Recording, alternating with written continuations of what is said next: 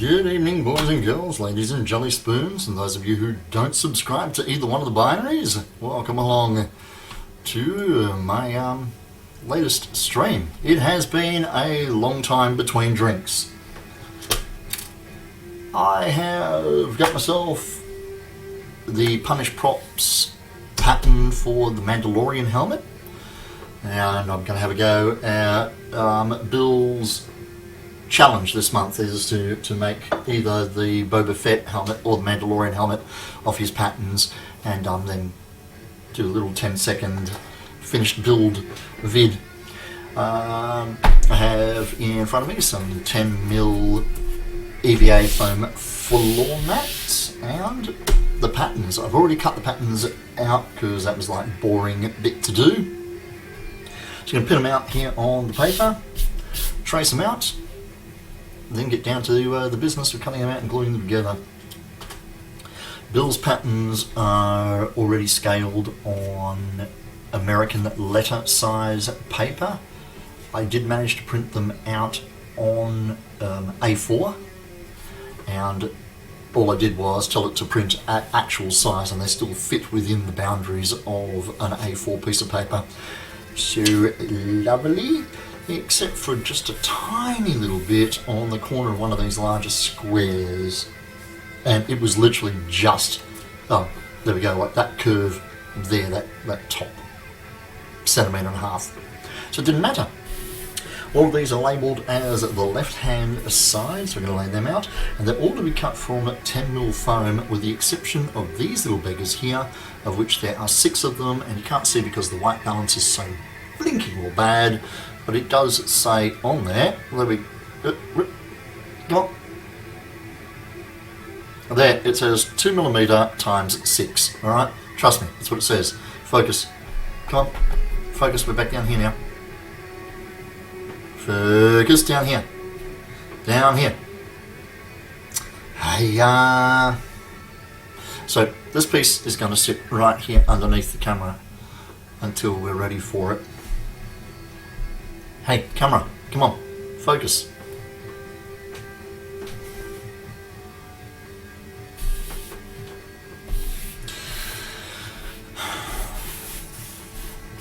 Now, the earpiece, which is this piece here, is quite complex, so I'm going to leave it off to the side and cut out the major pieces first. This glues onto the side of the helmet, so it's not integral to the structural strength of the build, for want of a better term. So let's get these pieces done. That is the very back panel, so that's going to go there. Come on, camera, focus, please. Here. I really just like that camera for that one small thing. Its autofocus is horrible. It is, I think one is the Logitech camera.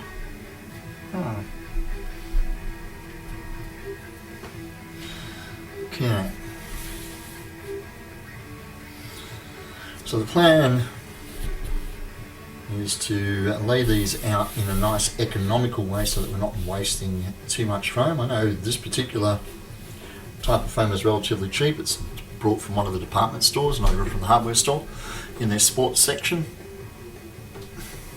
There we go, that's the there, perfect, back to it. Righto.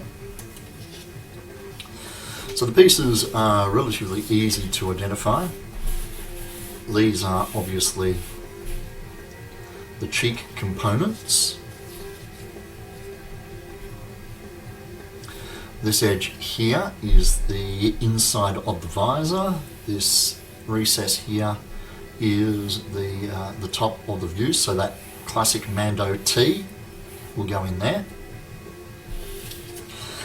I've already cut the notches out of these pieces, so H goes along there. Alright. G goes there. Let's slide these over onto the foam so we can see the layout properly. Then there are a lot of F's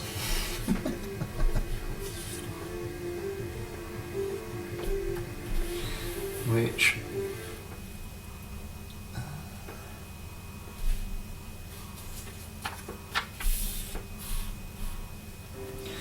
E and D, so that's going to be the dome. And from memory, they go, those two notches, that notch, and that notch will go together. Lovely, that makes sense. And this is the crest of the dome, which will go F to F, B, which will go all the way around to there. This piece will then come in here and go all the way down to there, forming the center of the helmet. Yep.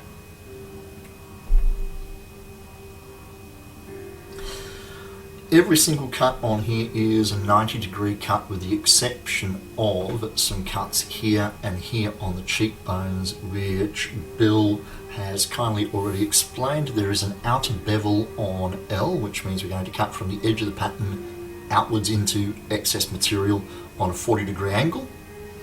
And on the top of this piece here, there is another 40-degree bevel. However, this one cuts in underneath the material and in underneath the pattern on this line as well. Other than that, like I said, all 90-degree cuts. Pin them all down, trace them out, cut them out, flip the pattern over and do the other side, and then we can put the main body of the helmet together, which is my project to try and get completed in tonight's stream. As always, chat is open there. If there's anything you'd like to say, please pop it over there in chat. Remember, of course, be nice or bugger off. Yeah, you know. Oh, I really should do this, by the way. Here we go. Warning, this live stream is narrated in conversational Australian English. As such, it will contain language that may be offensive to some viewers, might be inappropriate for children, or it might just upset a few weak bastards. Okay, there you go. You've been warned. I speak Australian, mate. Which means occasionally I might get really excited and drop a bloody or a fire truck.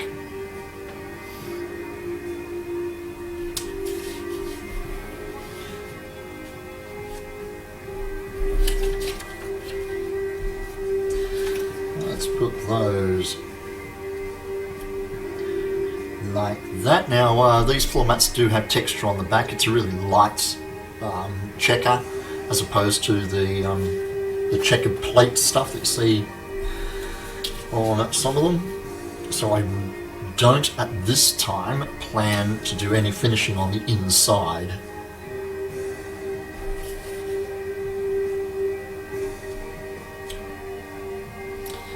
Hopefully there's enough background music there to keep you occupied when I'm head down and bum up and not talking.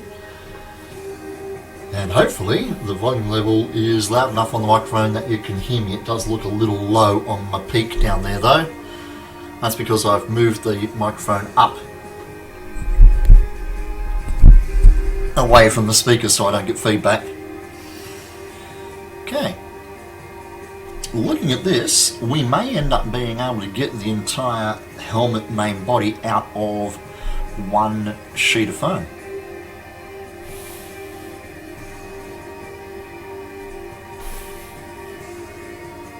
I'd say I would be fairly confident in that happening. Okay, let's move that up a little closer so that the edge is actually on the work surface. As I mentioned earlier on, that is the back panel piece, and you can't see it because of the light blowout, but there is a rectangle inside here, which is where those 2mm layers go. And pop that up there. And the earpiece, now you can see it, it's got quite a complex build pattern to it, and we may end up breaking that into two parts and building it in 2 or more pieces. Bill did put a very detailed video of his Boba Fett build on his Punish Props channel, and it does go through making these earpieces in much more detail. Pins, there.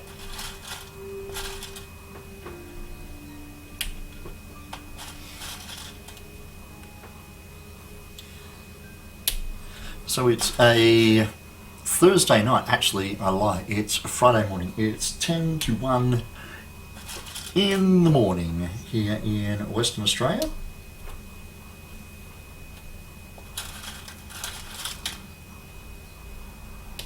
And despite Friday coming up, I have no functions tonight. So I'm just going to build. I also have another Kylo Ren helmet that I want to build for myself. I'm going to build a Episode 8 variant that will have the red spiderweb welding all over it. I've been invited to attend the midnight screening in my Kylo, and I already have an Ep7 and Ep8 version of the costume.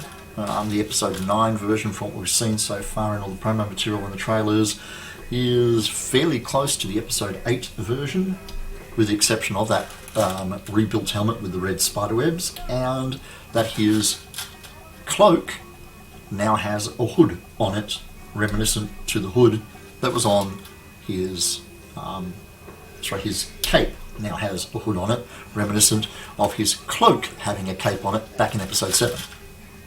Yeah. So I'm looking forward to seeing the movie. It should be fun. Oh yeah, there we go. You may or may not be able to hear the background music there, but that's compliments of Dark Energy Designs. As always, I like to play that in the background. There's a bit of a drum beat going on there. I don't know whether you can hear it. I don't intend on turning it up too much louder. And yep, I'm wearing me Evil Ted dedication t-shirt tonight.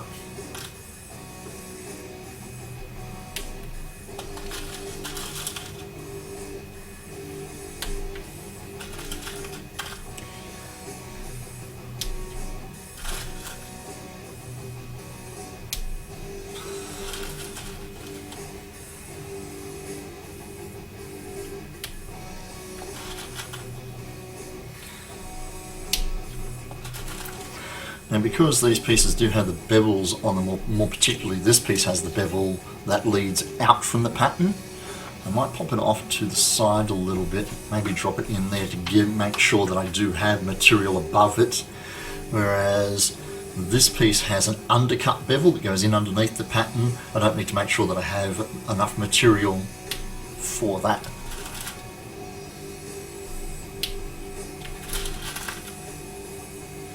Because we're actually removing material from the pattern rather than making sure we have extra material. Yeah, yeah.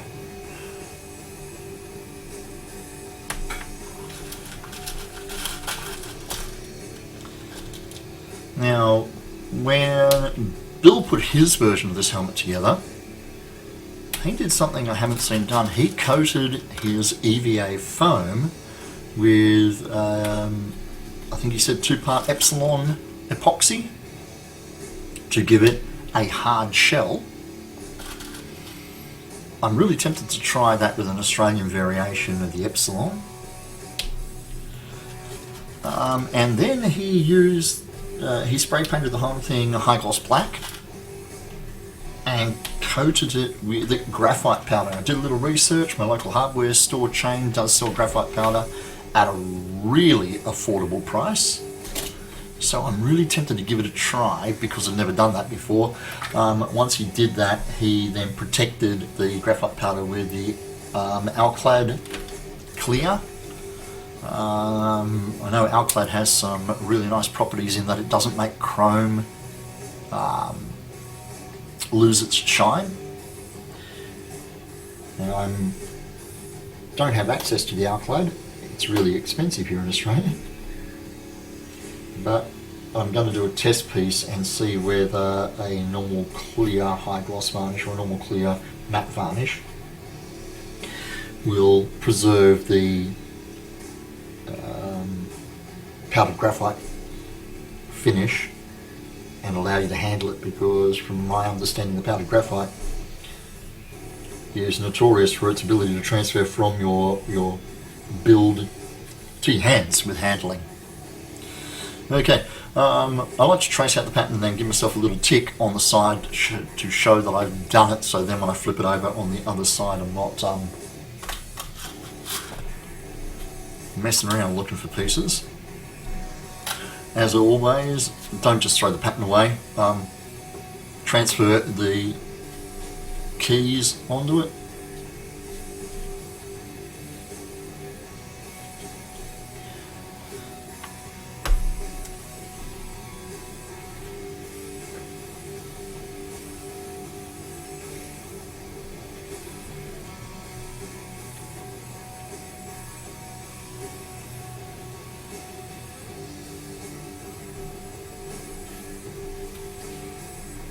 I'm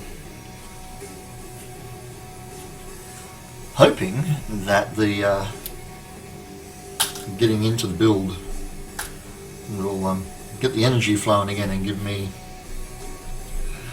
the momentum to get back into building. I've been very, very slack. I haven't had the incentive. Well, I've had the incentive. I've been itching to build. I just haven't had the momentum to follow up on the motivation, if that makes sense. Seek, how you doing, brother?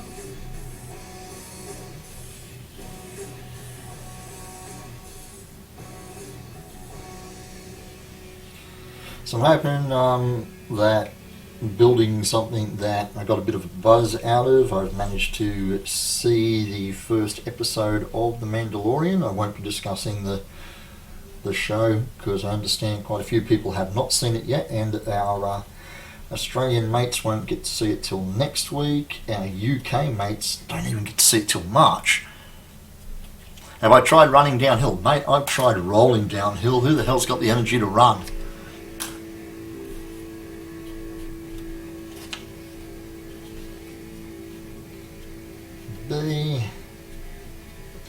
B, and a tick to say I doed it.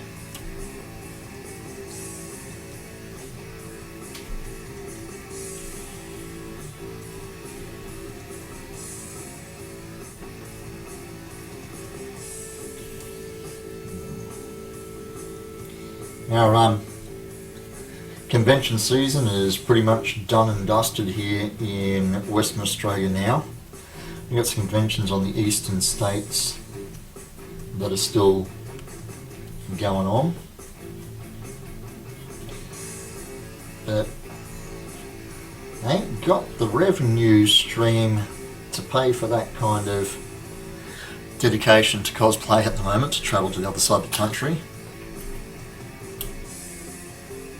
You went to a convention last week? Sweet, how'd it go?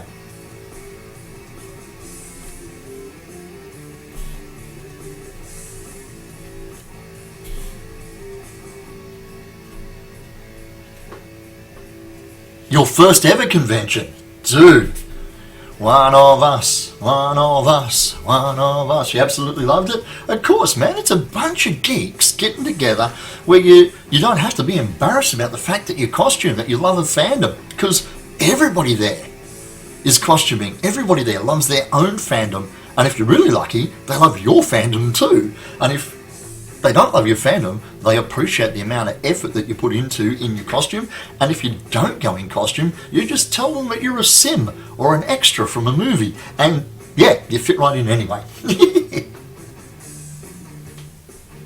Did you costume? Did you dress up slick?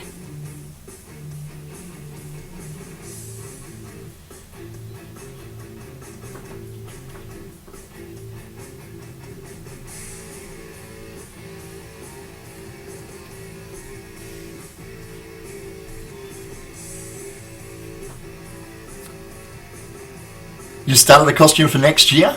Something you said you would never do? Ah, but then you walked through the hall and you picked up on the vibe and you got bit by the bug.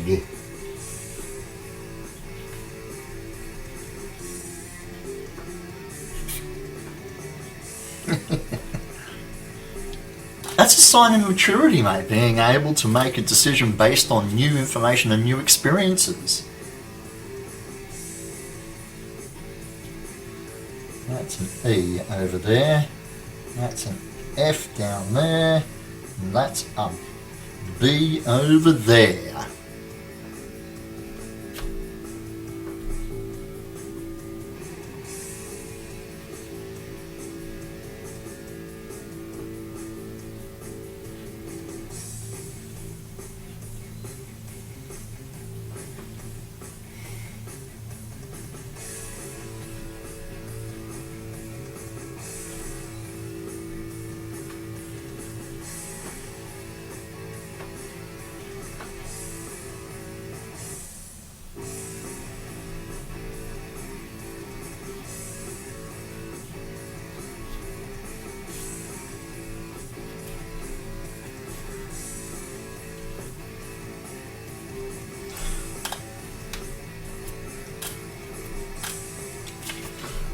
Okay. H over there. F there. And G down there.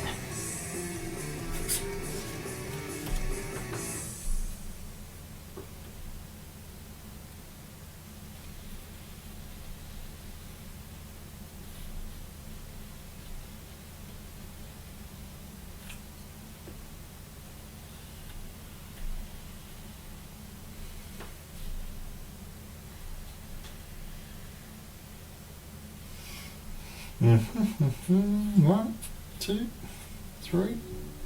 1, 2, 3, 4.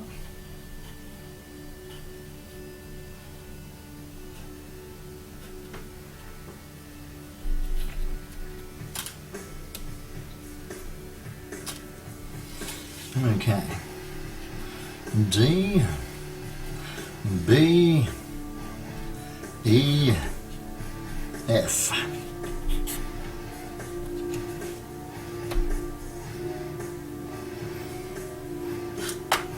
Now, like I said, this piece here has a bevel on the curved edge, and the bevel is cut away from the pattern. So I'm going to draw it on, but then I'm also going to do an outer line so that when I cut the material out, I know that I've got to do a bevel. This piece here also has a bevel along this edge and along this edge, but both of those bevels are cut in underneath the pattern, so I don't need to add any extra material to those.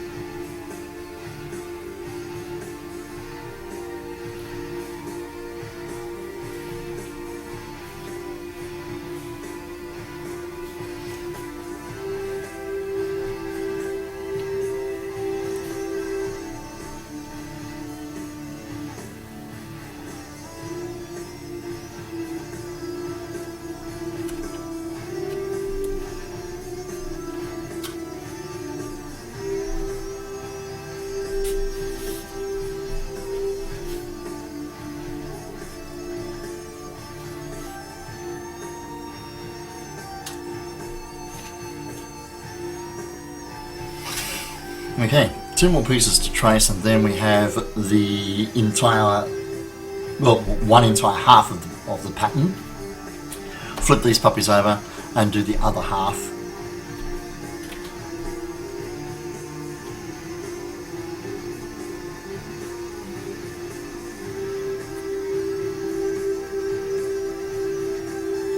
Now, the only piece that Bill has not included in the pattern is the ridge strap that goes over the top of the helmet from the top of the peak, so literally over the very center of the helmet.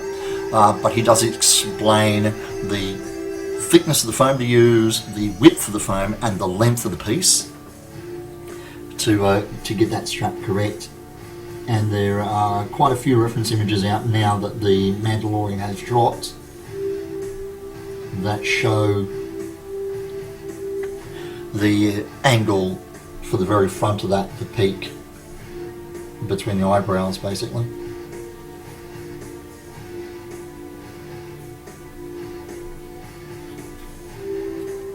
So it's not a piece that you need a detailed pattern given to you for. And once the helmet is made, you can then use the helmet to trace a pattern that fits perfectly anyway, using the tin foil and masking tape technique.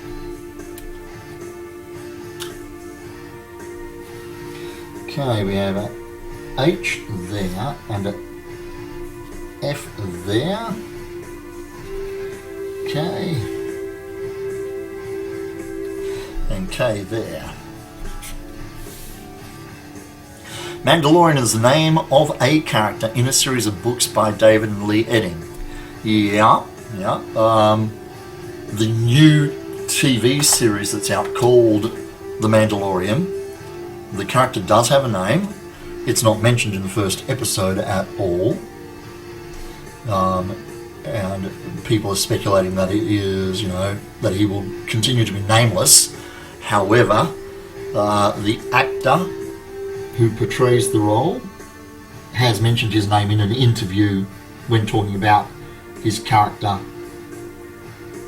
So we already know that based on that the character will not remain nameless for the series anyway. But at the moment he is.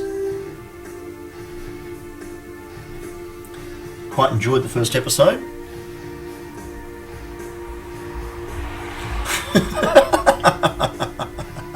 How are you, Crim? Been a while, brother.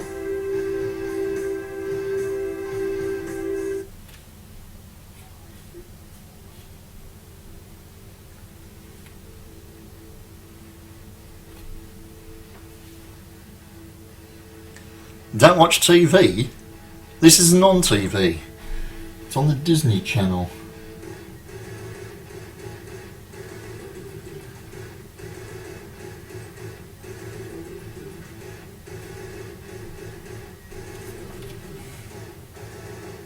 In the books, he is a knight. Makes sense. This character is, when the actor was asked what should he research, he was told obviously to watch all of the Star Wars movies to get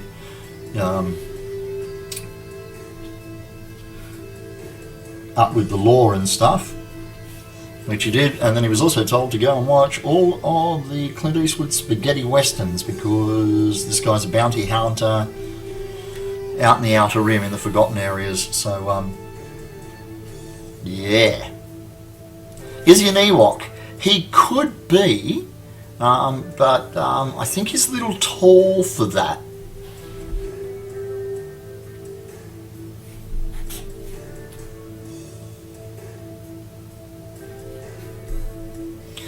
Now that's got the bevel on that edge and the bevel on that edge. I'm just doing a dotted line to remind me.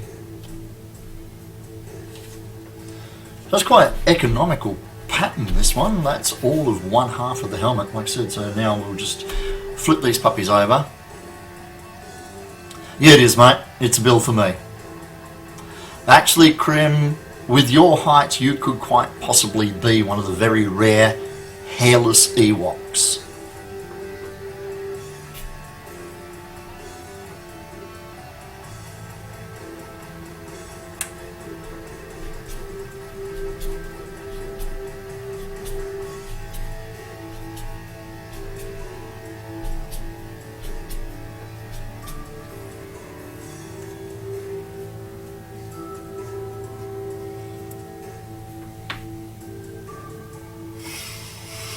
Where's me machete? That one. There we go. A shiny Ewok. There you go.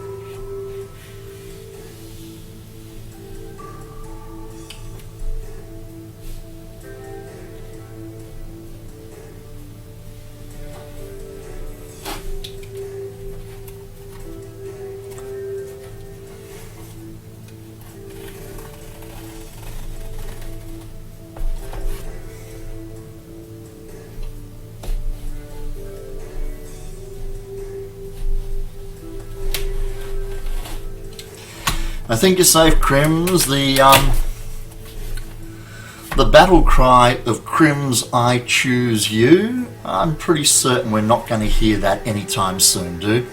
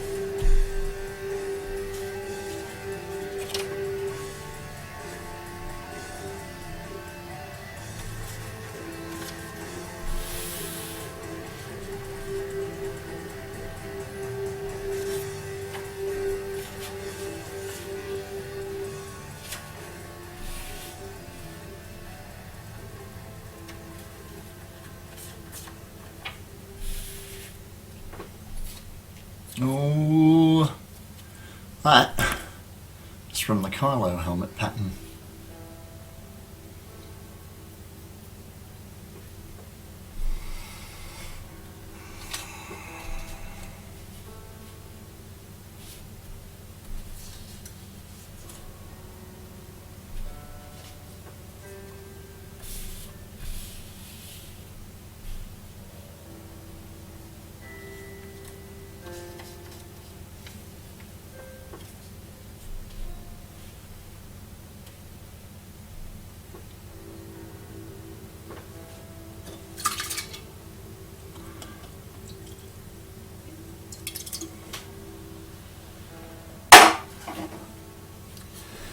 Okay.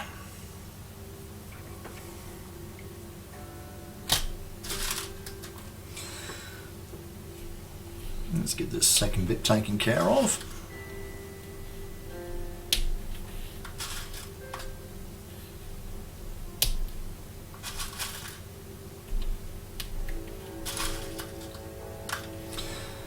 So what, if anything, have you been working on, Crims? Keeping your hand in or what, mate?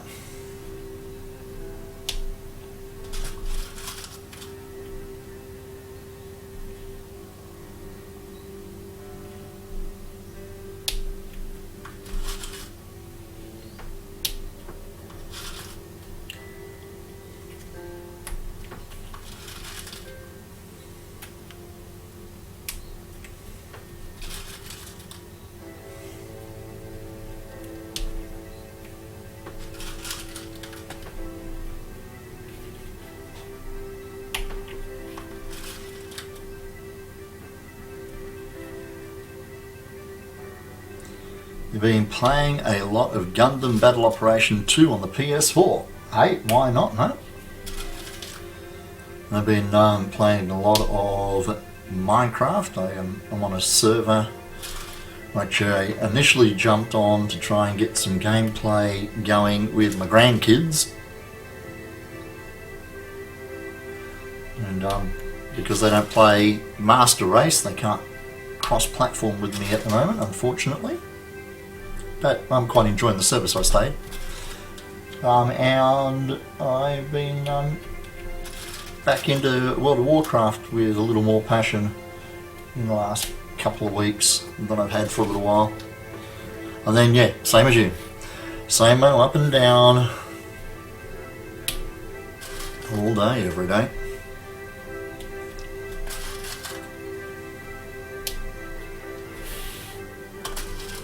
Or in my case, all evening, every evening. Yeah.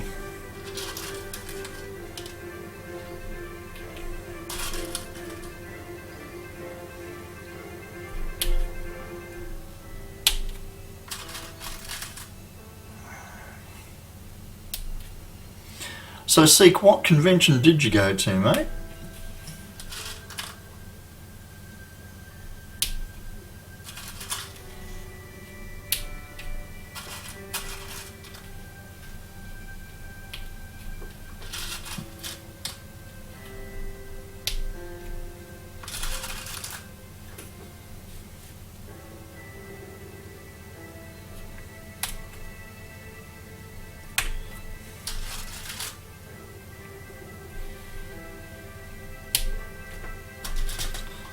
Thought Bubble at Harrogate. You just went for the Sunday. Well, Sunday would have been a big crowd day, wouldn't it?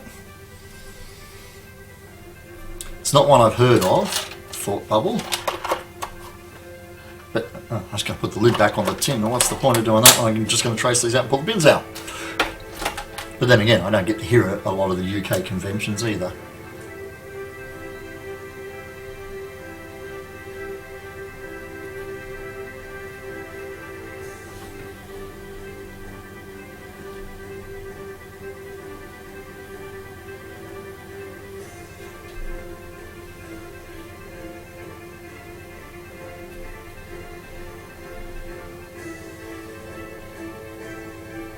Was a festival and Comic-Con. Your last one was A-Con with Ted there.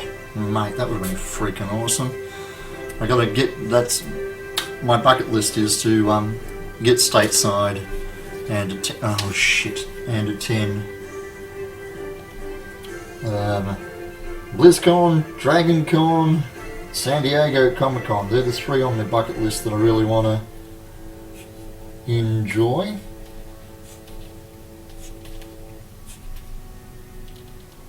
And yeah, bumping into Ted would have been great. Heard about it from Wild Sister Creative, a streamer you follow, one of the judges. Nice. Okay. F. B. E. Cool.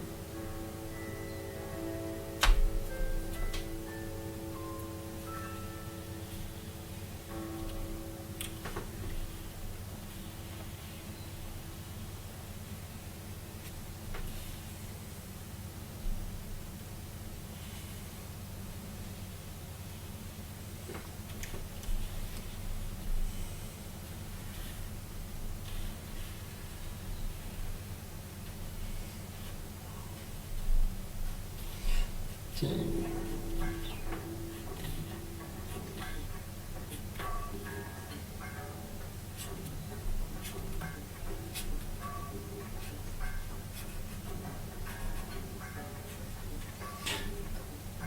Lots of comic artists showing off their work, some of them famous. Yet we have Artist Alley in most of our conventions here, where a lot of comic book artists, pop artists, those sorts of people will show off their wares.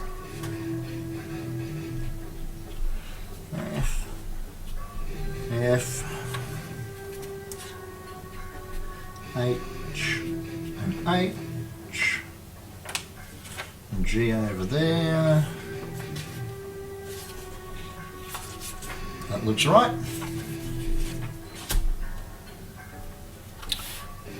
That was your son's favourite part? Sweet, so he had a buzz too? Good.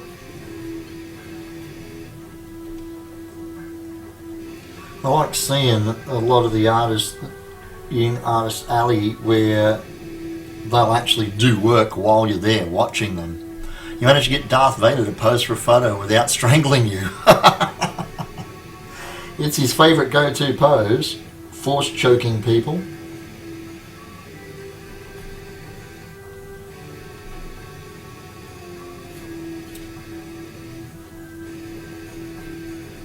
I have, I mentioned earlier on in the stream, I think before any of you guys logged in, the other helmet that I've got to build is another Kylo helmet. I'm going to the midnight screening of episode 9, and I want to have an episode 9 variation of the helmet with the red soldering on it.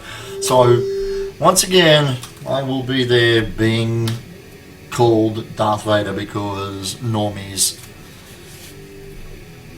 tend to do that.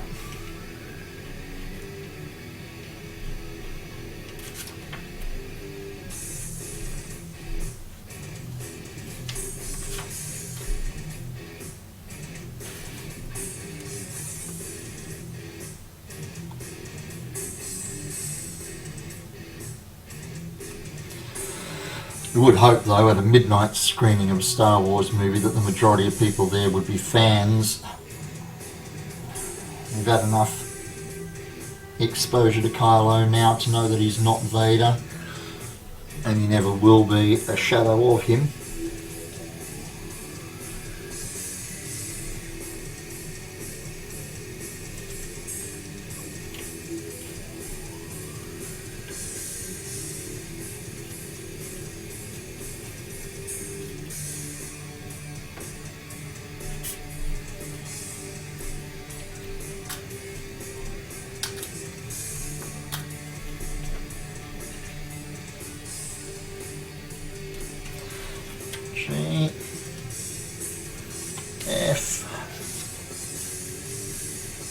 A.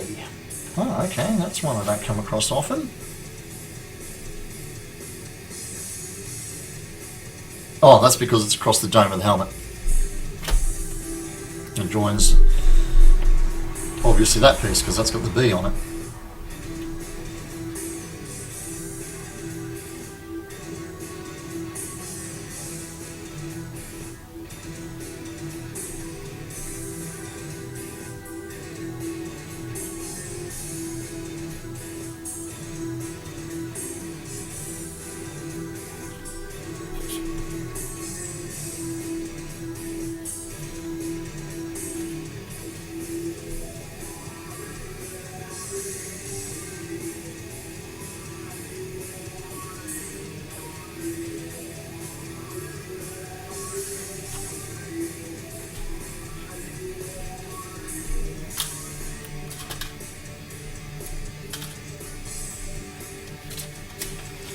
that should have J all the way around it.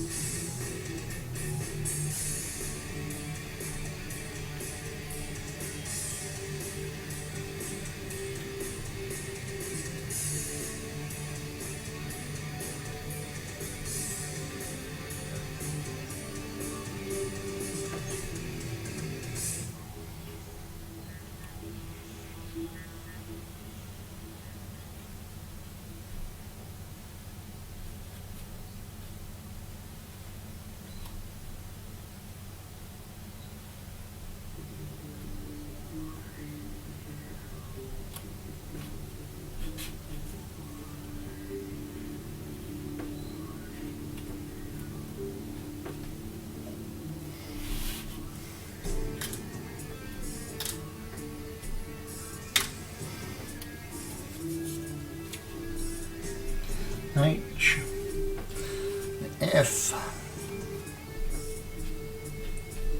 K, and K. Yep, lovely. Almost time to start cutting this stuff out.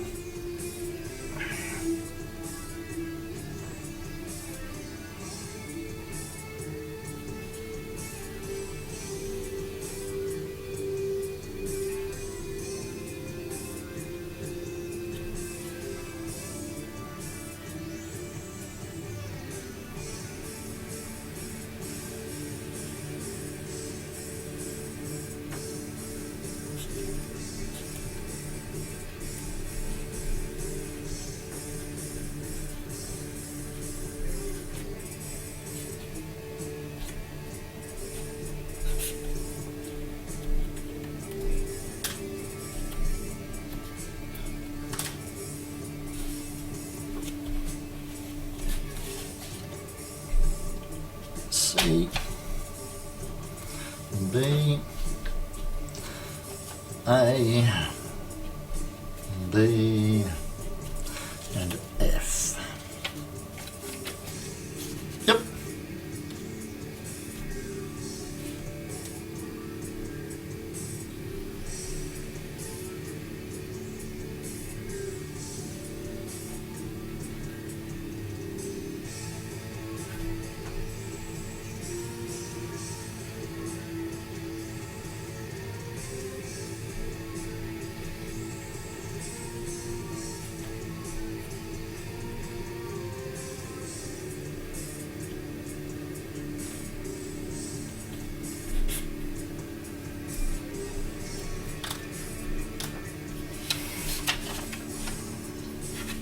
Okay, F down the front there, which is where that part of the eyepiece connects, so it doesn't have registrations across the bottom there. This is D on this side, and this is B on that side. Yes, it is.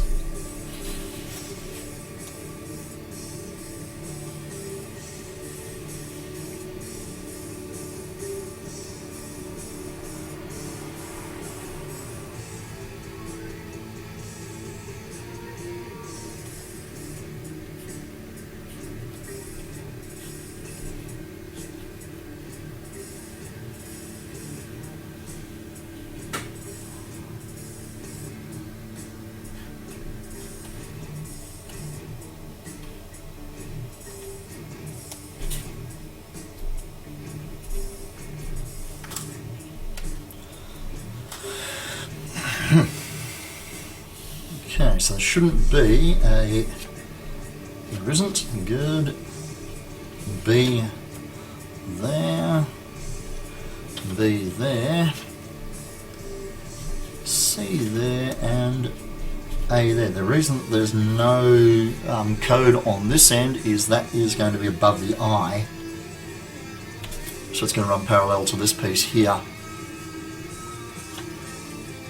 It's okay, I can see it in my head, I know what's going on.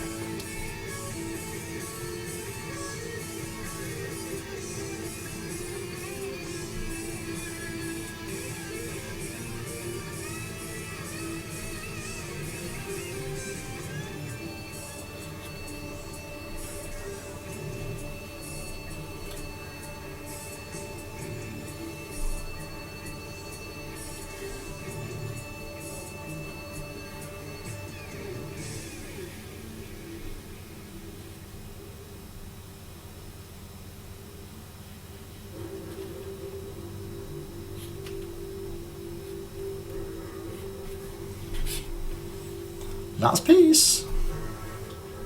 Well, okay, yes, there is that little back panel and there are the earpieces and all those other bits and trims, but yeah. Okay, so the top of this is connected to K. That face is connected to H. This edge is connected to J.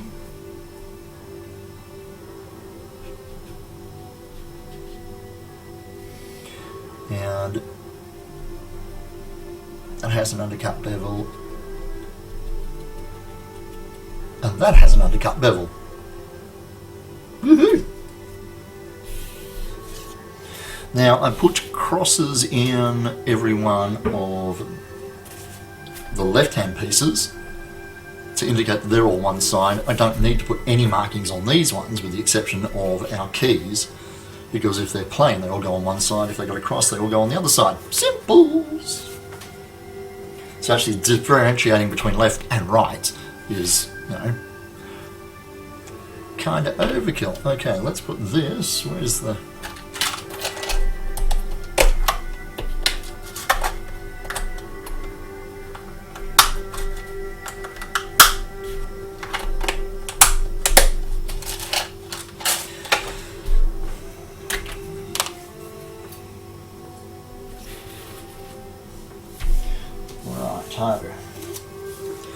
My pattern pieces can be stored up there.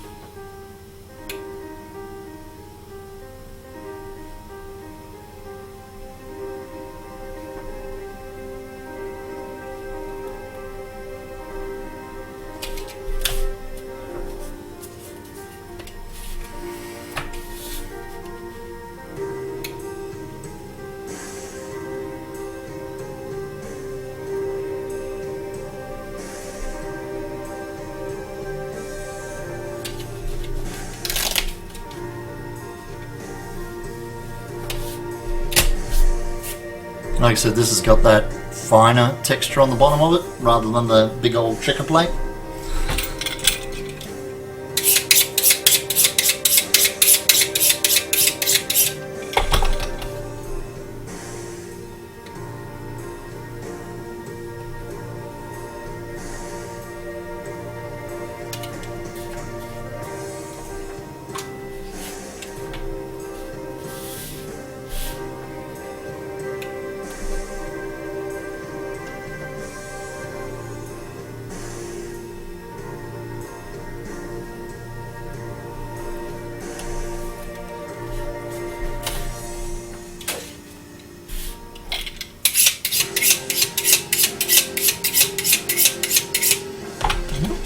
Itty bitty tiny screw there, which is obviously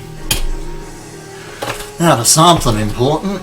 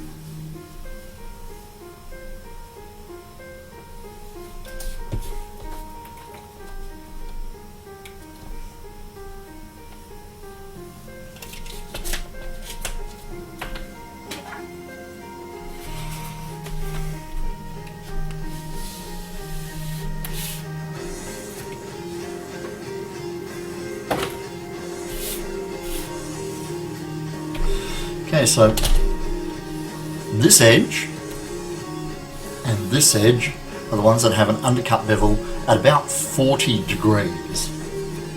So,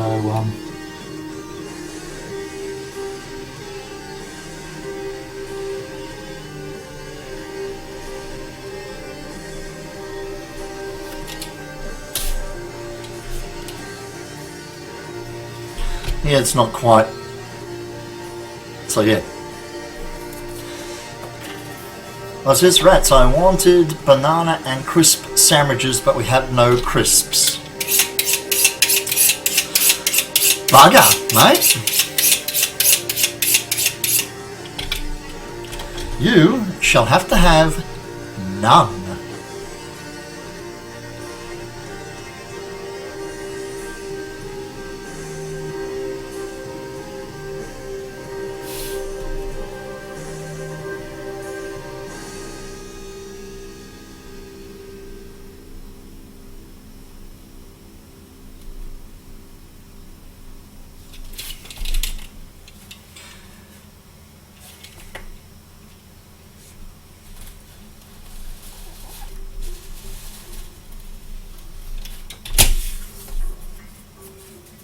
It's probably closer to 90, closer to 45 than 40, because that's almost a 90 degree. Yeah, well, I can work with it. You settle for banana. Hard done settling, eh? Well,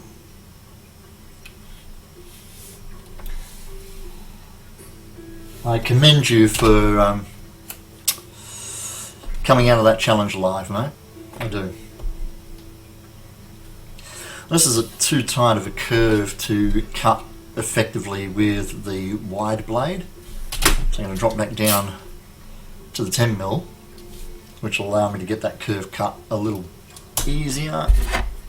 Although I do have the scalpel. Let's do the scalpel.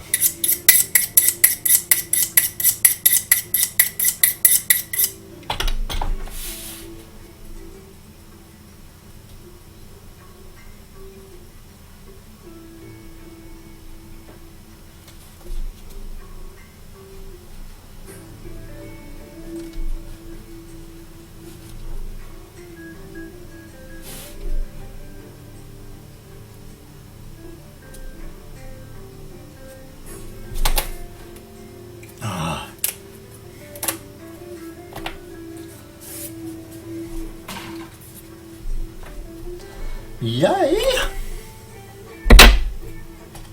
Right tools for the right jobs, ladles and jelly spoons.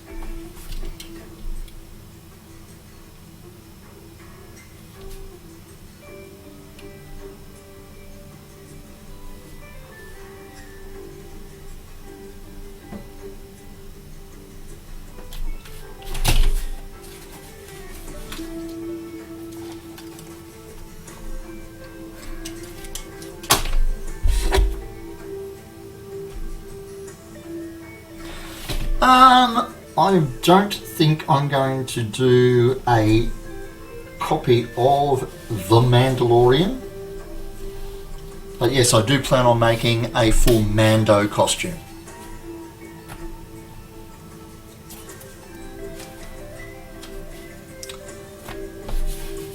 Based on what I saw when I watched the first episode and the trailers and stuff,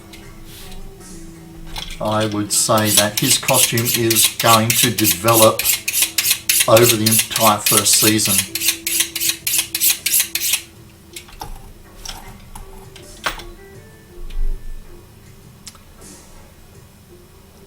Are you a little or a jelly spoon? What would you like to be? What would you like to identify as today? I think we will allow you to make that decision yourself.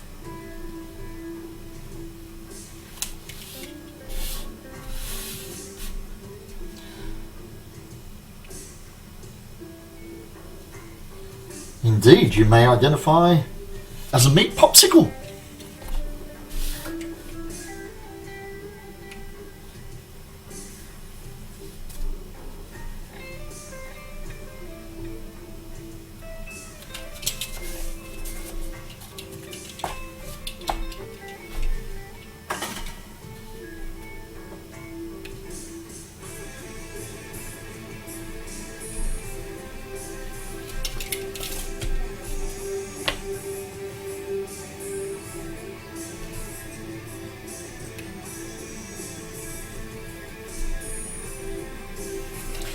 I have poked around the Mandalorian Mercs group, and I know people in it. You are a flying shot up taxi cab. There's a few of them around apparently. The Mercs will not allow a EVA foam build. They will allow a PVC foam build, so I have a sheet of that to try my hand at that, which is okay for making the armor parts, but may not allow me to get complex curves for a helmet. But I'm saying that without ever trying it, so I really don't know.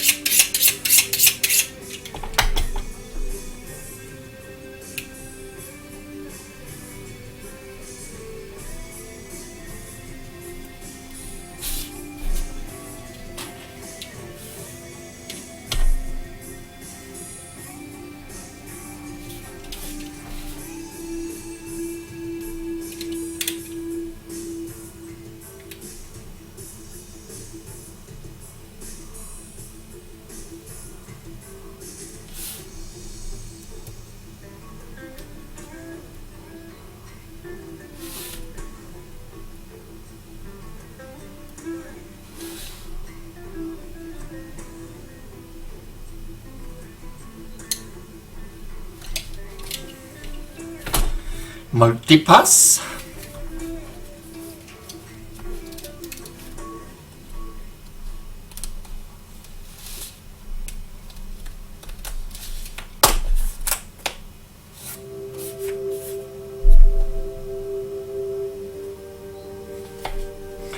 So that with its curve fits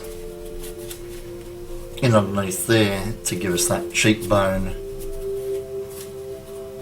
undercut, which obviously will look much better once we start peak forming these pieces.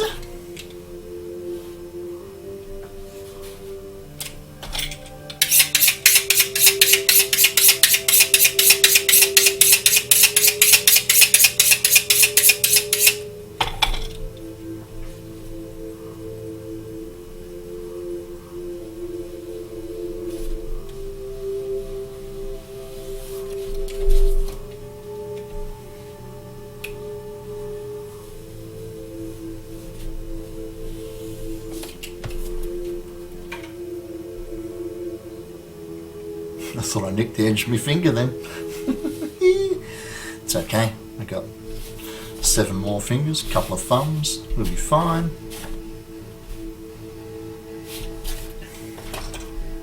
Going ape!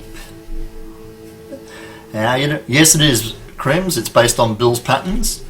I'm going to do his monthly challenge thing and submit my pictures at the end. No one makes knife sharpening noises as good as you do. Not even the guy on your shirt. I love the guy on my shirt. He's my senpai.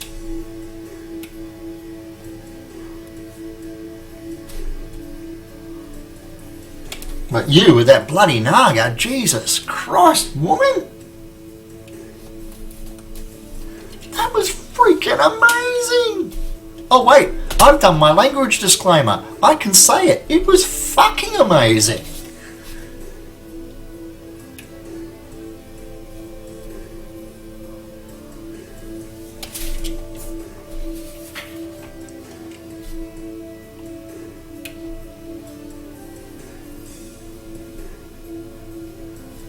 Yeah, I saw photos online, I think on your Insta.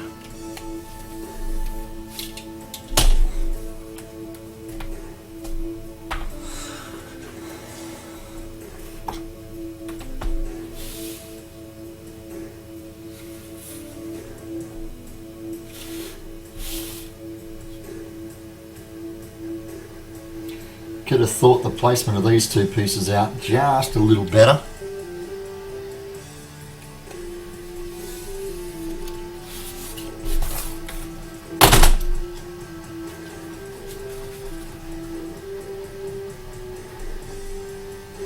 Didn't give myself the opportunity to get a clean cut in there.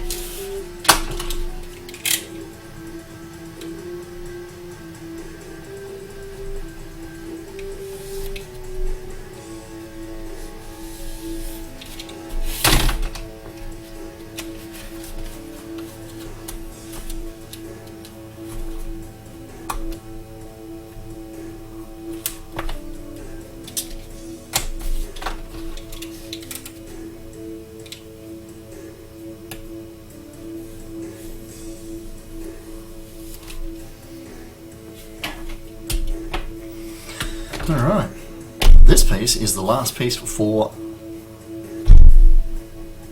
in my pants.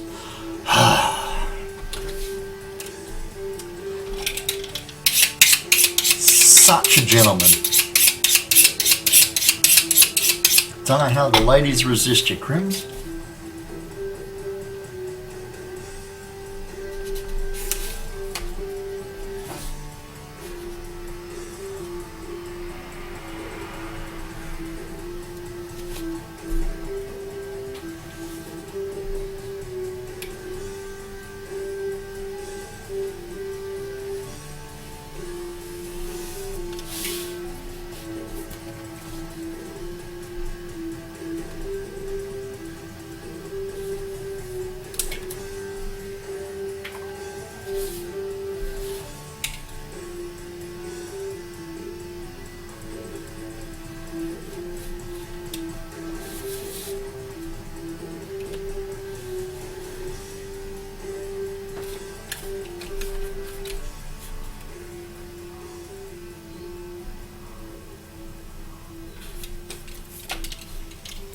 You missed all that. You was moderating your local yard sale group. Guess what? You can't post spam in my group, arsehole. Good.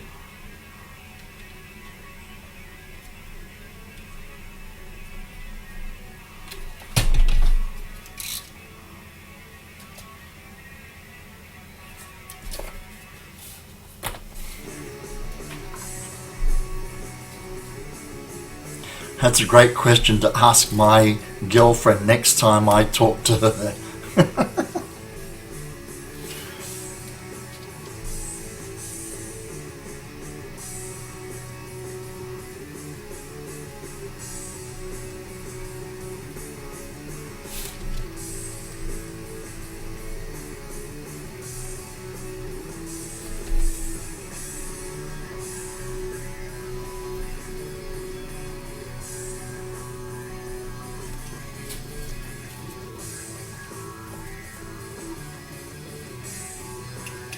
I think he was referring to my question, how do the ladies resist him?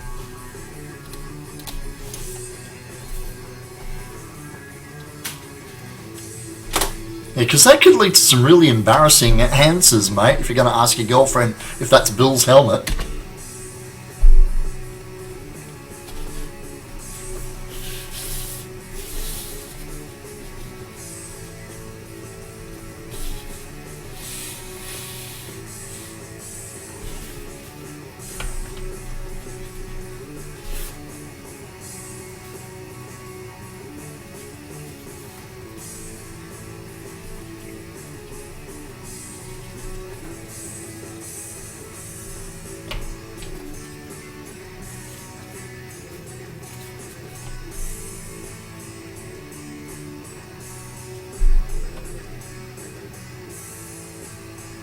That's interesting. That's implying there's another registration mark there.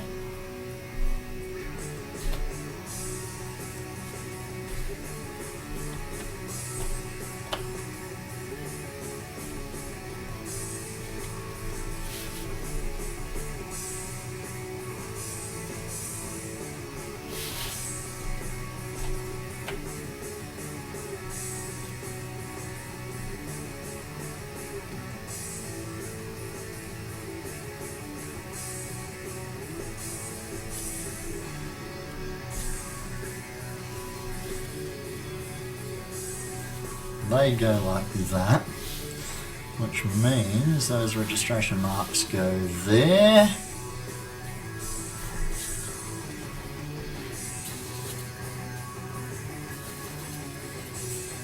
F goes there. All those registration marks scroll across there. Lovely, so that's how they go together. So obviously we've got some curving to do. We also got the other half of this pattern to cut out, so I should do that.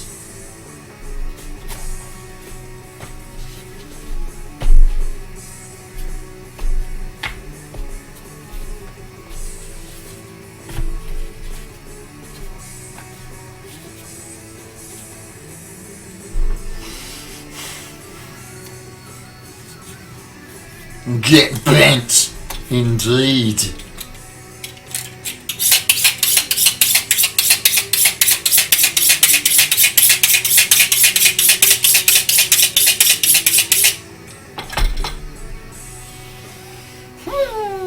Really didn't give myself a lot of room to cut these pieces apart. You need food. It's 10 to 2 in the morning. What do you need food for?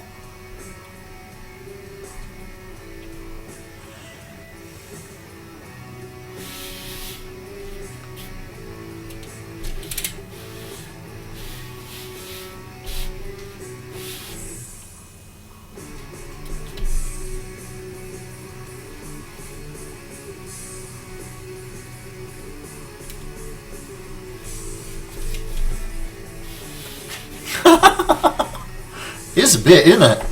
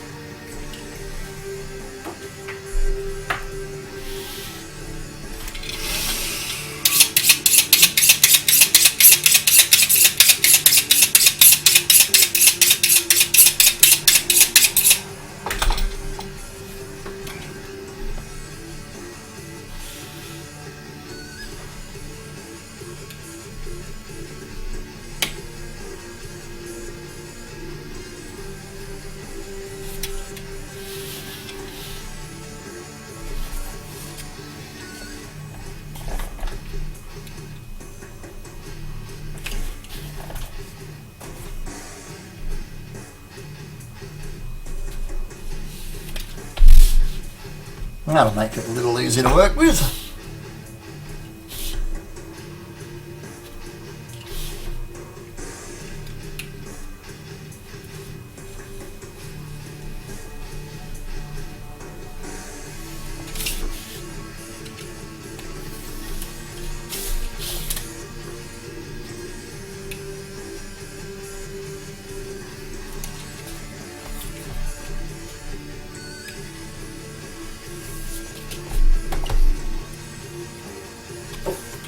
I'm not sure where I got these ones from. I think I got them from one of the department stores up in the forum, the mall. from their sporting section. They're actually a nice consistent thickness, and some of the other cheapo floor mats that you get tend to vary in the packet from 15 mil to 9 mil to whatever. These are all nice and consistent, and a good 10 mil for making helmets and stuff from. I kind of like it.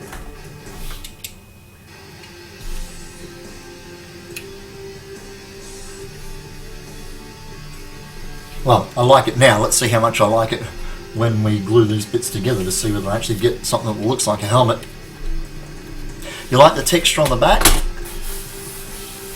Yeah, it's double heat sealed and stuff, so it's the glue doesn't like it much, but you can get away with not cleaning it up.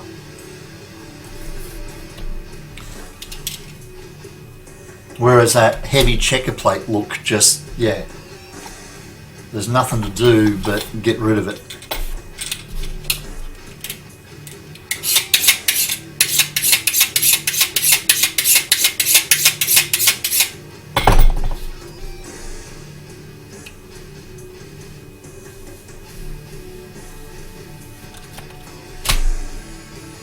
Now I do get some nice foam that I'm using for helmet builds and stuff.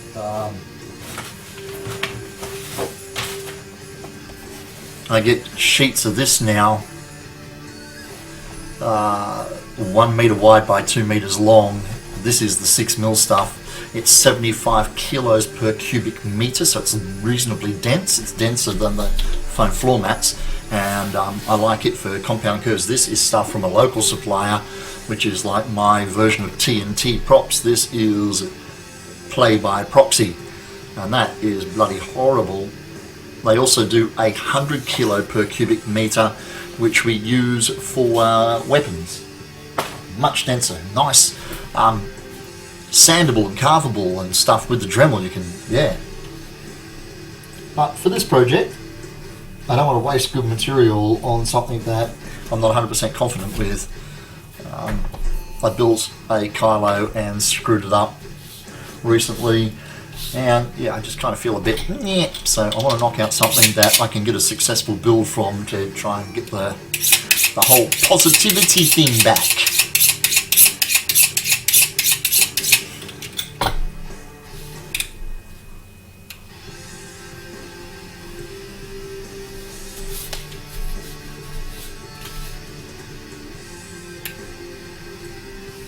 If I can't get a decent result from using one of Bill's patterns, I need a kick right in the a-hole.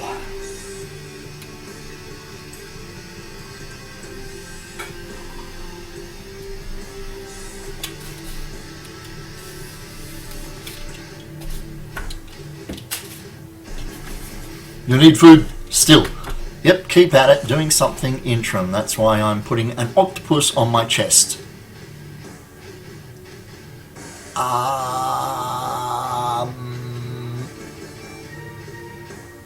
I got nothing, so I'm just going to say, yeah, okay.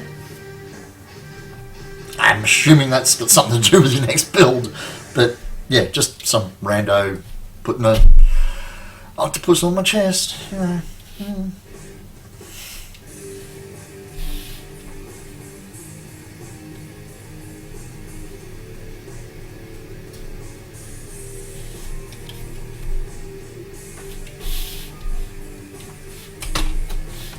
Kick right in the arsehole sounds painful. Well, sometimes you need a little pain to incentivize you.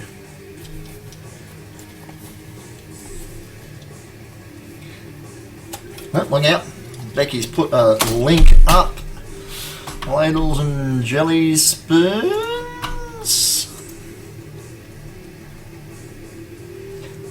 Indeed, there we go, a octopus on her chest. Indeed it is. Let's give that a dirty, great big love heart.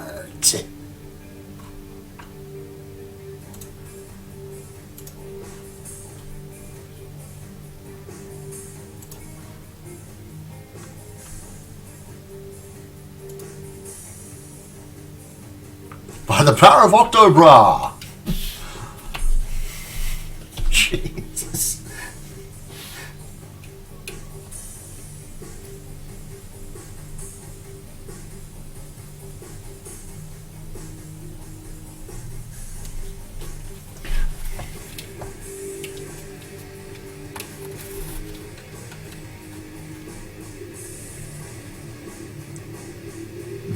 It's American boxed macaroni and cheese.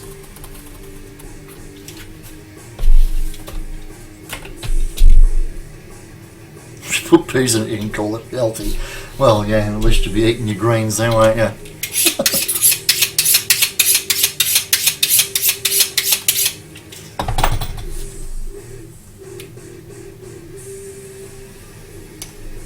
Can relate to that. I've been seeing my my GP a lot more regularly. I got deep vein thrombosis, clots in my legs, so I'm on what is this shit?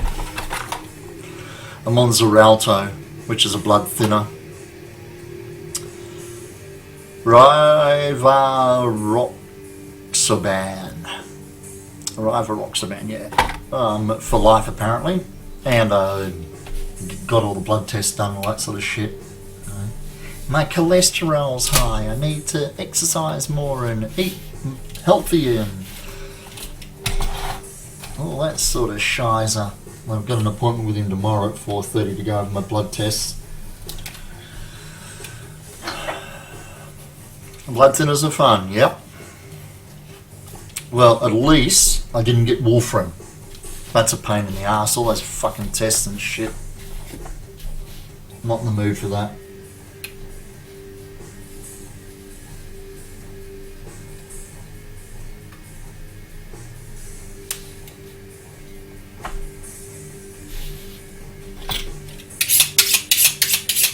So, the thing that's got me scared is because I am on blood thinners now, all it takes is a decent nick, and we might have to put the stream on hold for a little while we mop up the mess.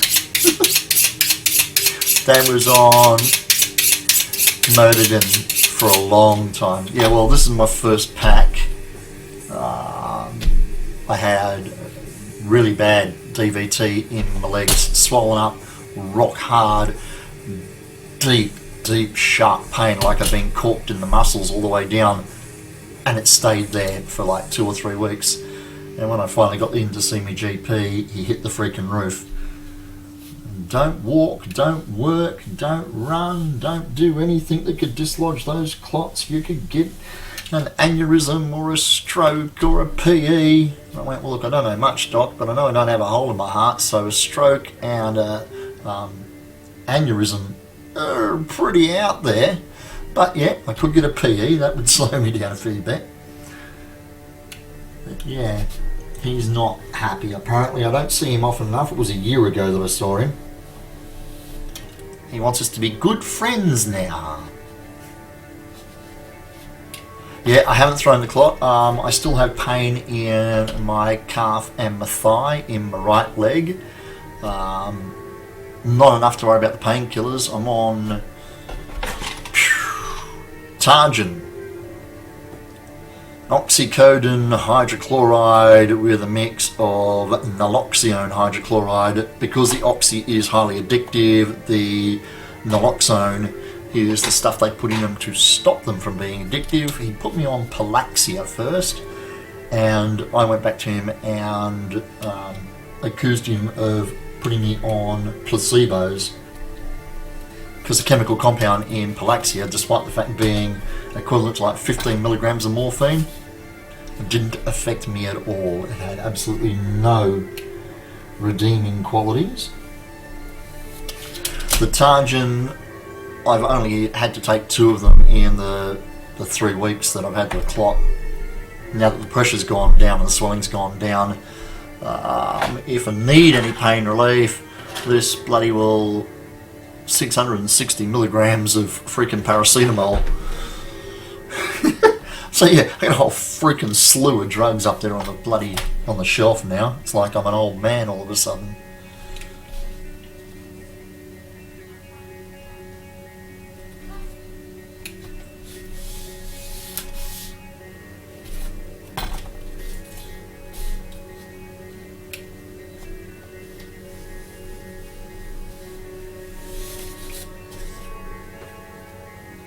Hey Becky, I'm putting on my PJs.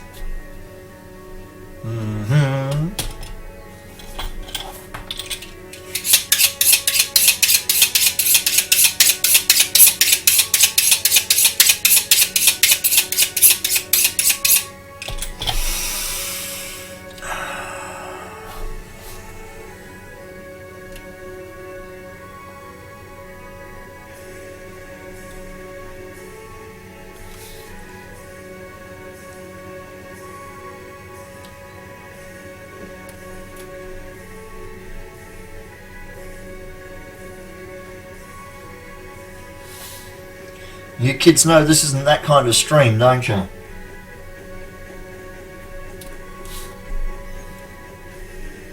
I won't be doing any PJ and bathrobe behind the scenes shots for you. I'm sorry, I think the whole craze over dad bods is a little, too out there.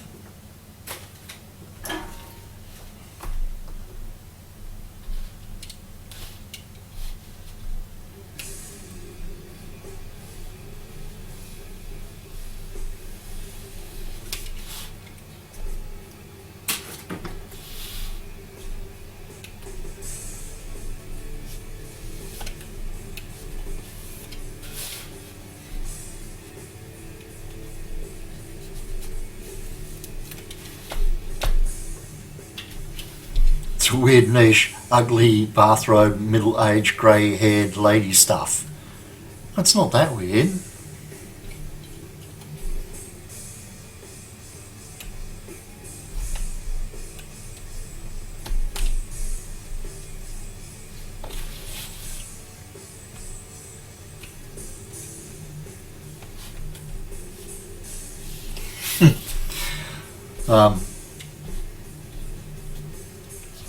I'm pretty certain most of you know that we've had to put my mum into a care facility now.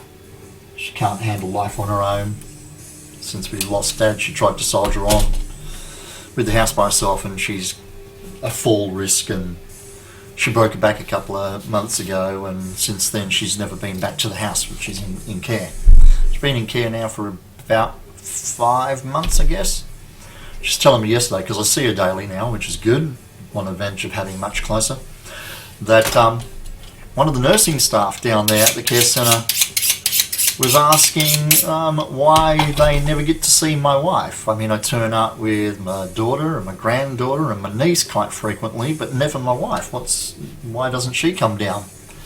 And Mum's response was, of course, that, Bernard's single. He hasn't been married for about 16 years. And the nurse turned around and went, interesting. Going, well, I suppose if I have a fall, it'd be good to have her around. If I break a hip, a bit of dysplasia.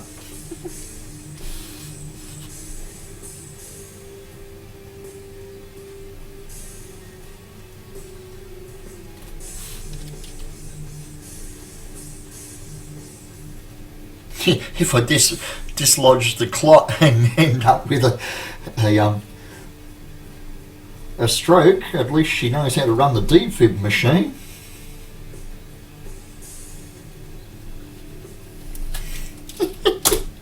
Hot nurses say, hey, I got that whole uniform thing, yeah. And heaven knows, I don't mind doing a bit of dress up and role playing. That's you know. Mine tends to be a lot more public. Sponge baths for days. Oh God, this is just going right off the rails now, isn't it? Anyway, last piece. Okay. Damn. Must remain focused.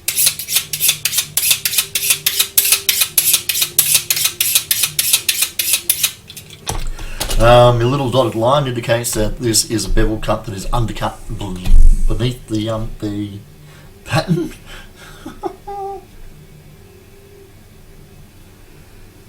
And Mr. Duran says that this should be about a 40-degree angle.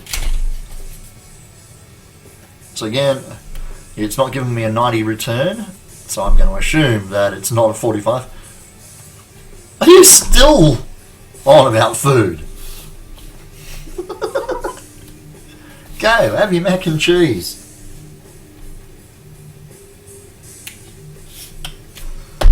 I've like given up me crisps as a snack and me Tim Tams, and now I'm on bloody trail mix, for Christ's sake. And heaven forbid, I've even had the odd plate, a bowl of muesli lately. My God.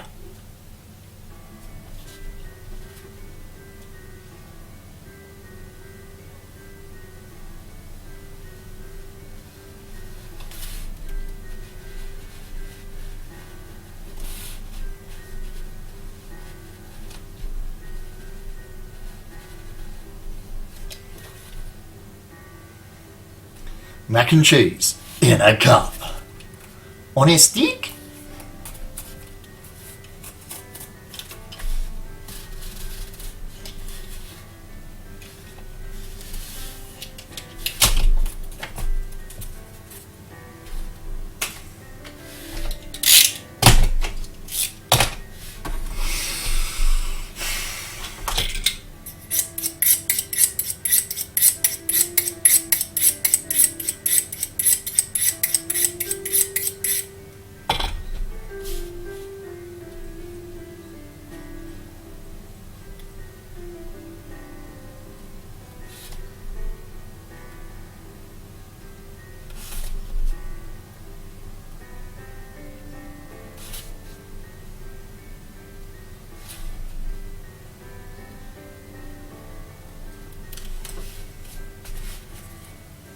But the stick would make the hot cup easier to hold. There you go. It's a jalapeno on a stick. I don't know why I went there, dude. I really don't freaking know why I went there. Okay, let's get the blades up out of the way. I can go back on. Oh, there goes the freaking focus again. Jesus. Down here. Focus down here. Bastardo.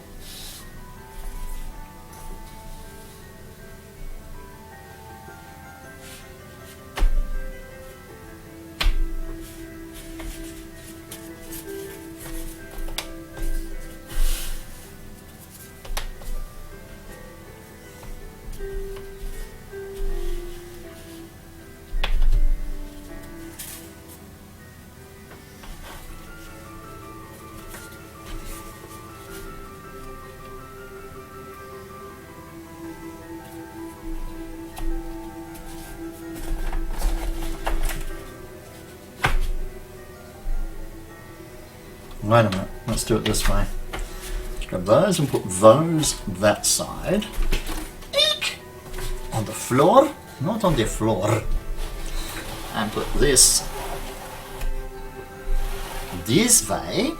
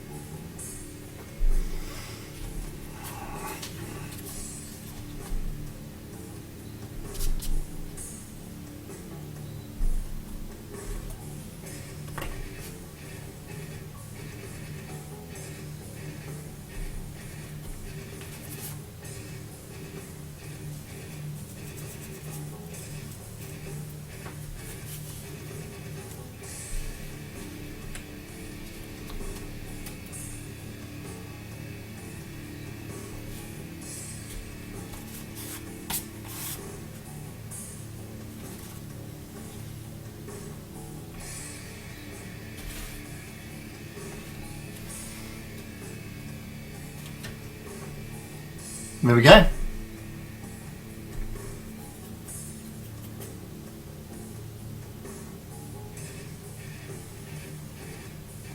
That's the plan anyway.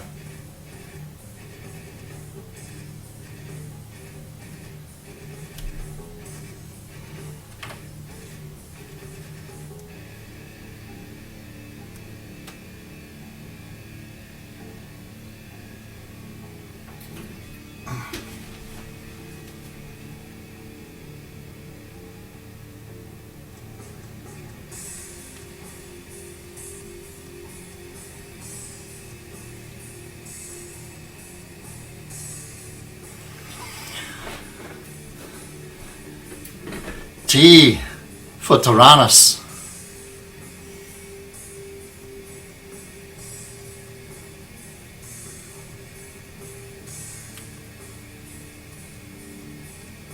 Good, good, good. Let's throw that up to Instagram, shall we?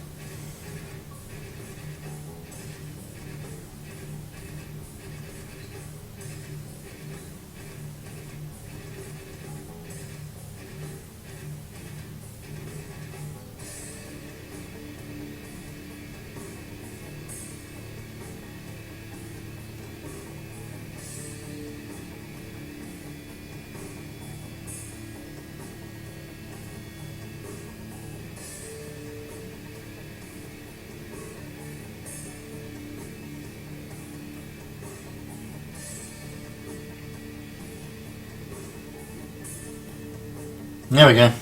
Throw that up there on the Instagram. So, where to start? I think I'm going to start on the dome of the helmet.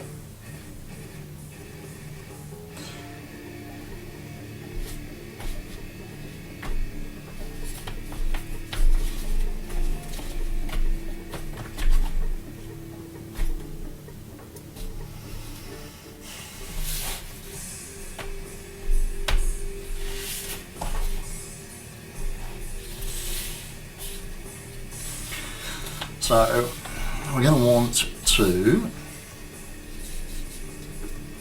give these some preforming, I think. Out with the heating gun.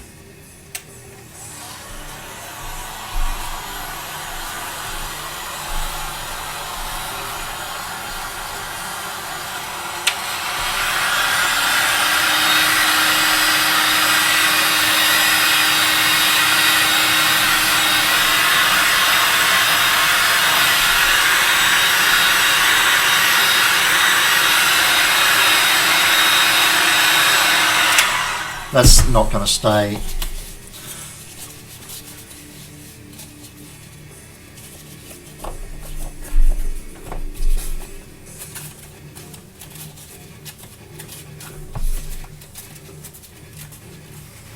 Just a little bit of preforming so it doesn't fight the glue quite as much.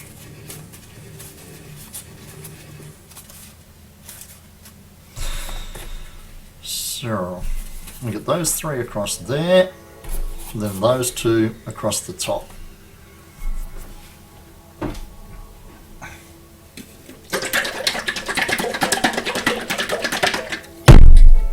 Glug.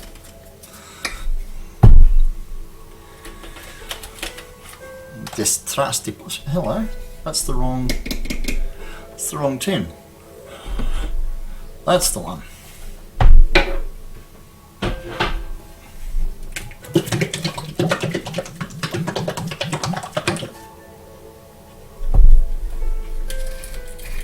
Yes, I'm inside, but I have the door just there open and the door back there open and the breeze blowing through, so I think we'll be fine. If, however, I collapse in an unconscious heap due to breathing in the toxic fumes, please do not ring 911 or 999. Please ring the Australian Emergency Service on 000. Okay?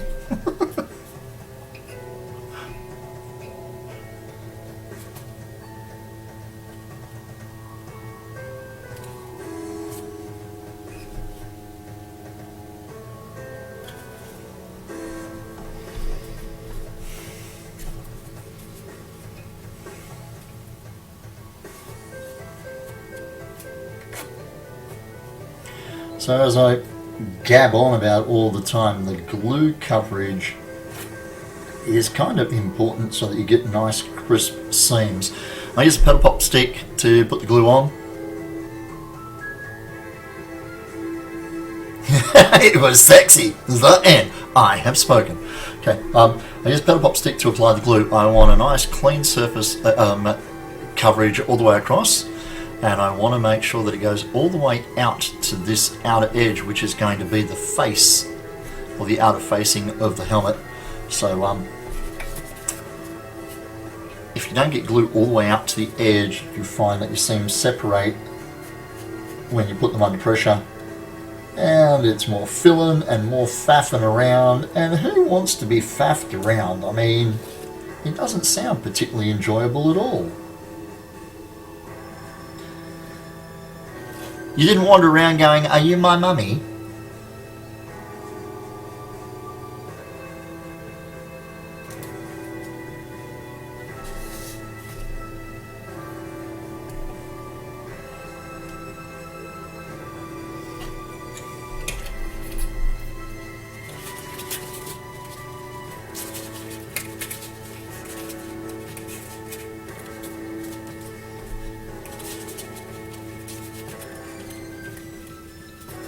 It's one thing I've not been able to spot in my hardware stores is contact cement thinner or ceroacrylate activator.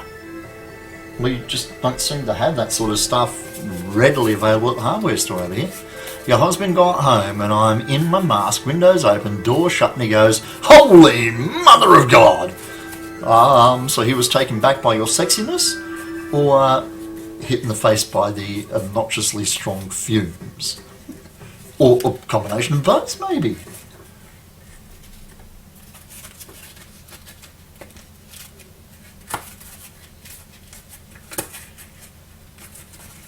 Yes. That's the most non-committal, politically correct answer you could have given me. Yes.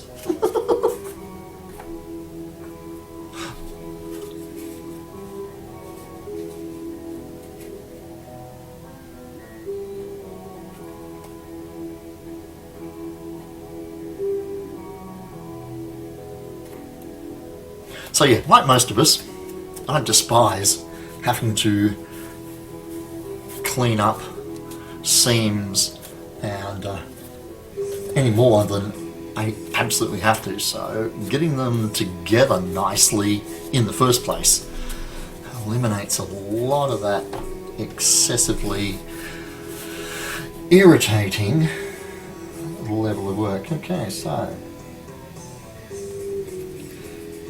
Mr. Duran has kindly provided us with a abundance of registration marks.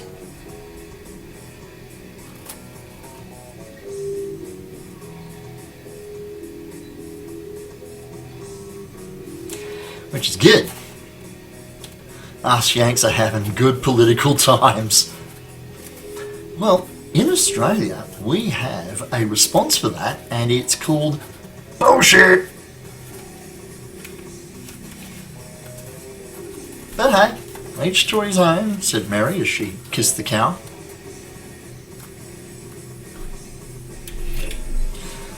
I think you guys are living in exciting times, let's put it that way. You got to go check your pot. You're not in California, are you? Because that would have an entirely different connotation. Being just a little further, is it west?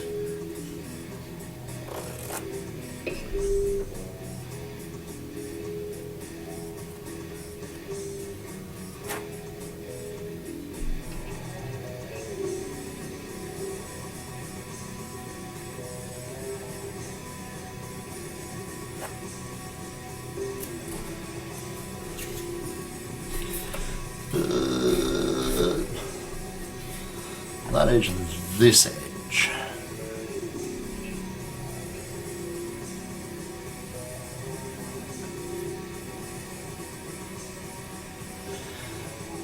Yeah, the trick is to get enough glue to do the job without, yes, Wes, thank you, without getting so much glue you get squeeze out when you put them together, because that's another irritant that you can do without in the prep.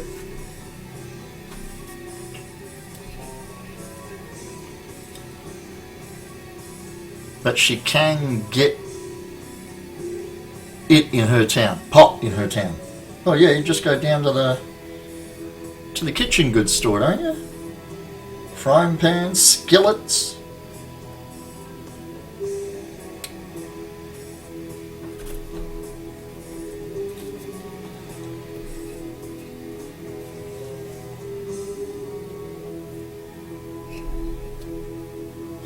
It does explain why she is eating mac and cheese at 20 past 2 in the morning, though.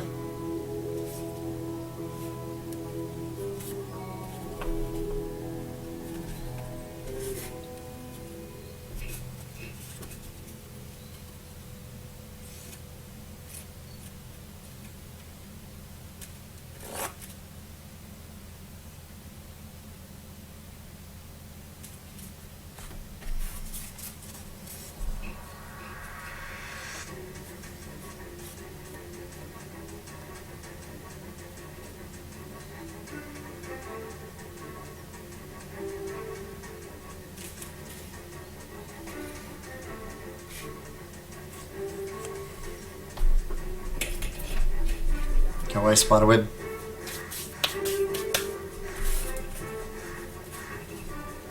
Still a little shiny. We'll give it a minute.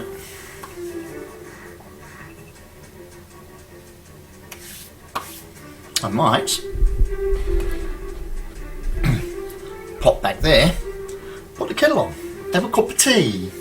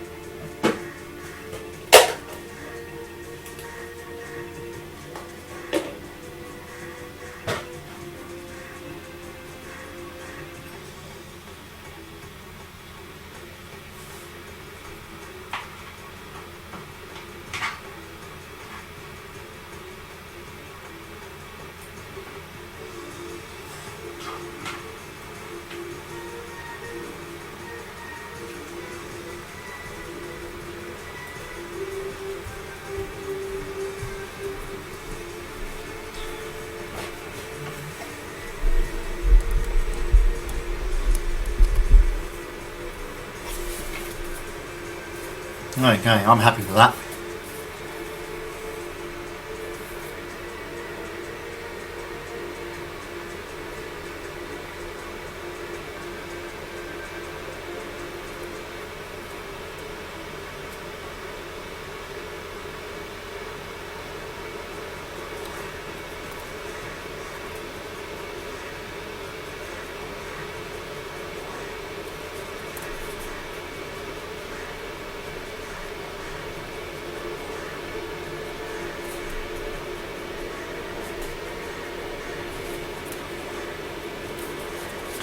You gourmeted up your mac and cheese with cracked pepper. Oh, you wild woman, you.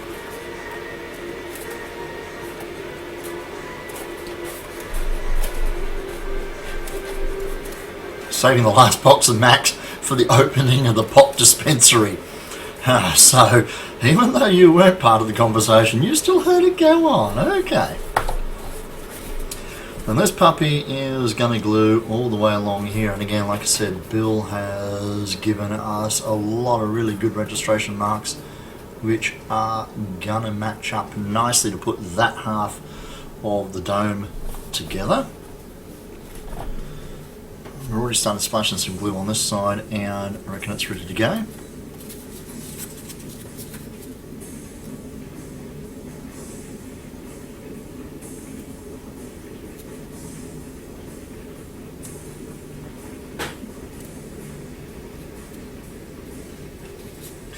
You will also buy Oreos, Doritos, and full pulp orange juice.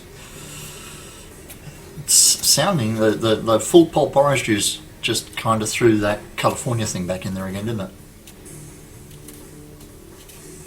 Wait, full pulp, that's like the skin and the seeds and the whole lot. That's the bitter orange juice. Oh, God, no.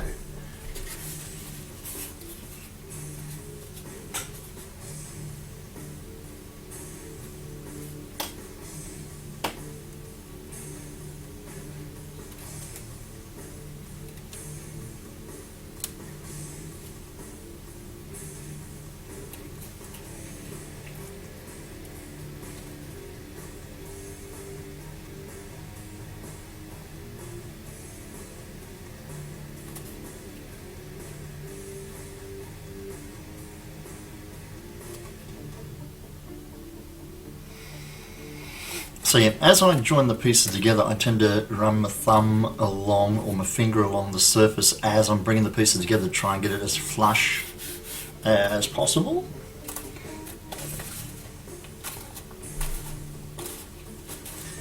Then we can put some pressure on it. Okay, so let's do these two edges. We can glue those and we can put glue on those two at the same time. Pop that over there. Kettle's turned off, so I can pop back there. Your neighbour's yappy, scared of everything terrier is barking at you through the window. Lady, you've just explained to us that you're sitting there partially naked, dressed in a bathrobe, eating mac and cheese, smoking pot with your full slurry orange juice. If I was a yappy terrier next door, I'd be kind of freaking scared too.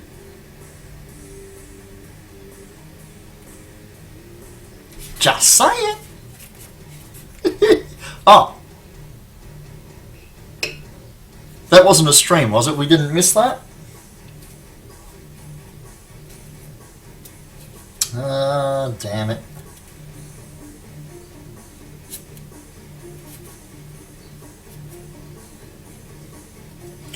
Glue smudge on the outside. You didn't know what? You didn't know that, did you? But I got dressed right in front of y'all. They were distracted by my brilliant commentary.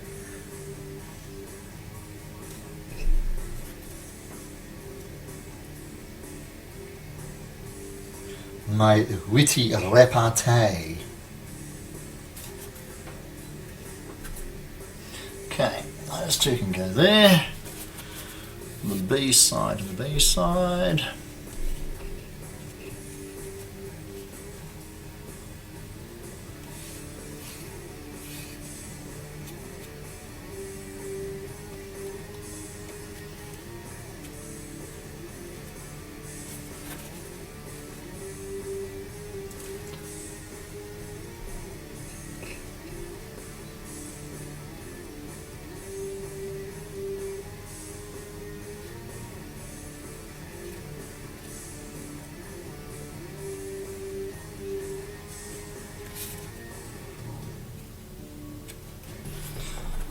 Okay.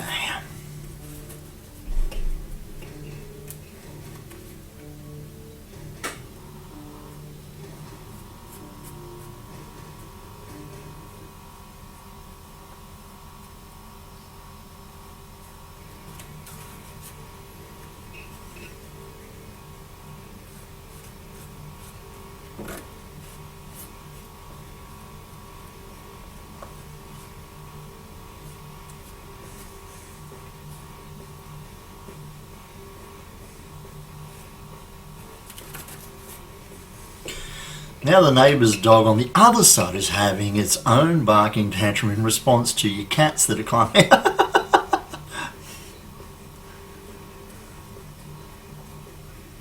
Cats are arseholes. They do that sort of shit on purpose. Stir up the neighbour's dogs. I like that about them. They have attitude and they don't care who knows it.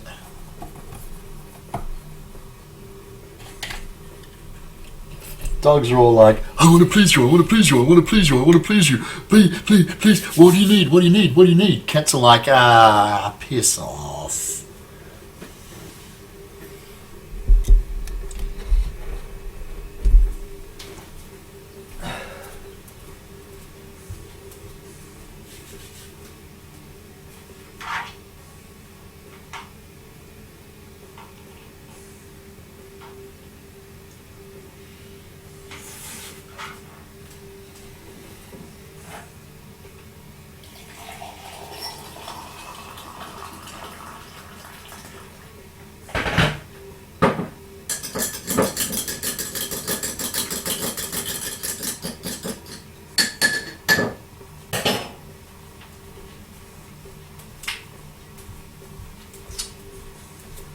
Right, got me cup of cha.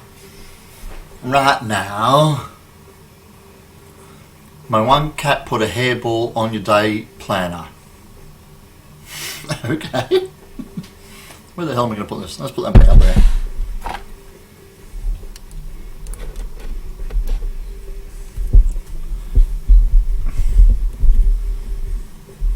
What's going on?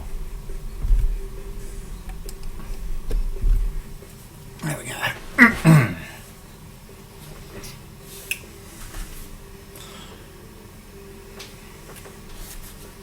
That looks dry enough to put together.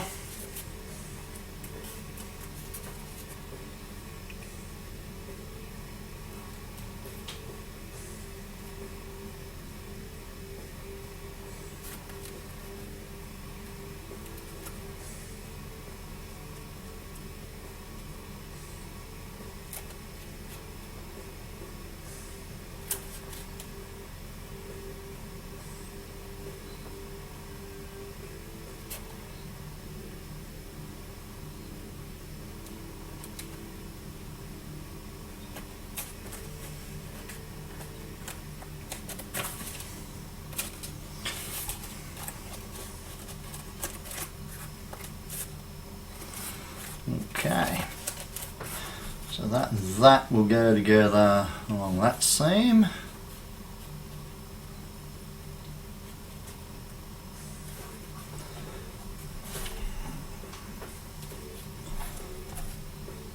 Yeah, that's still too wet and shiny.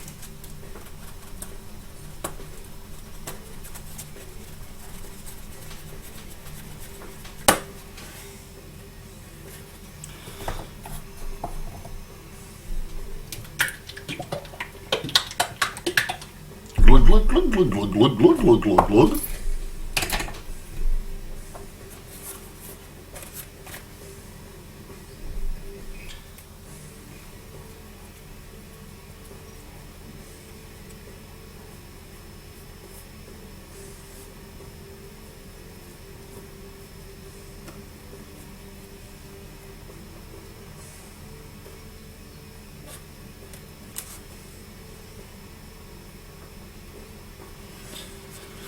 It's quite icky. It's still freaking 28 degrees here at, was it 25 to 3 in the morning?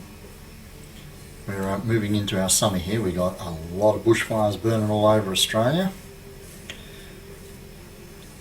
Some have already taken lives. And it's hot and dry and crappy across the entire country. Which means my glue's getting gluggy before it even gets out of the can.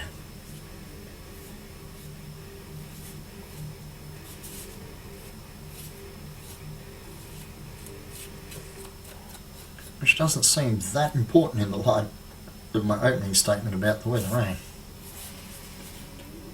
Yeah, really nasty fires. Apparently somebody was saying when the Amazon burnt, they lost 100 and something, whatever, but so far the New South Wales fires have burnt 4 times the size that the fires in the Amazon were. And then there's fires over here in Western Australia as well, but they're about 600 k's up the road from me in the town where my mum's house is. Now that she's in aged care down here, we're worried about the house being unattended and now possibly in the line of a bushfire. But our contacts up home have told us that it's not that close, it's the next suburb over. Yeah. Great, eh?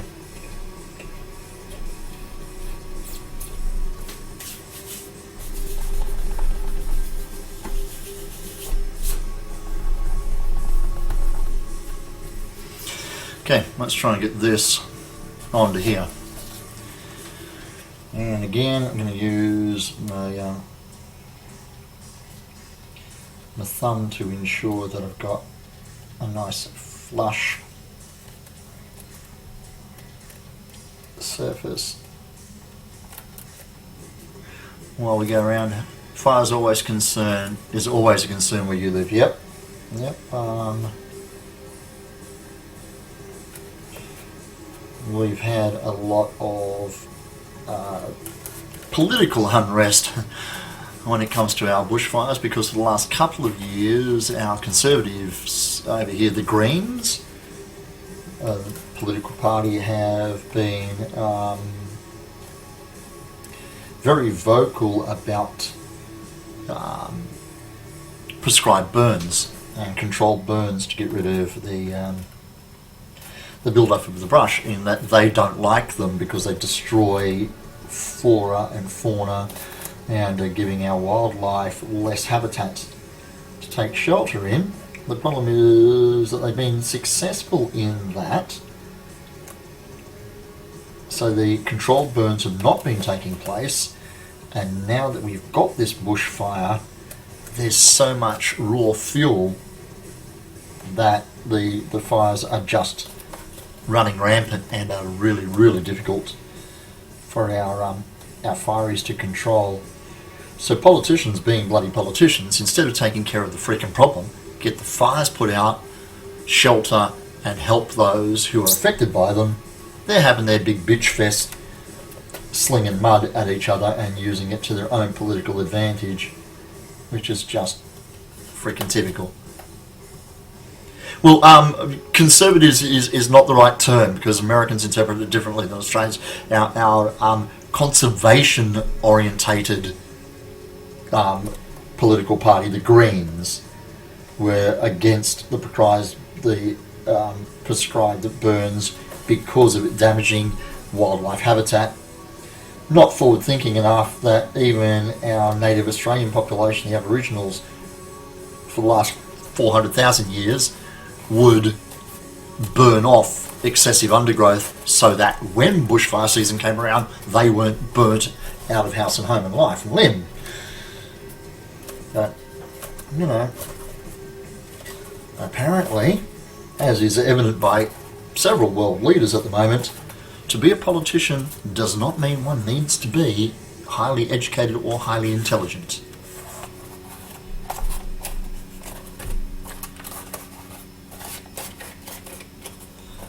Okay, that's one half of the dome done, and I think it's going to be a comfortable size to wear. It doesn't seem to be big and sloppy on my noggin. I didn't scale it up from Bill's patterns at all. So, yeah.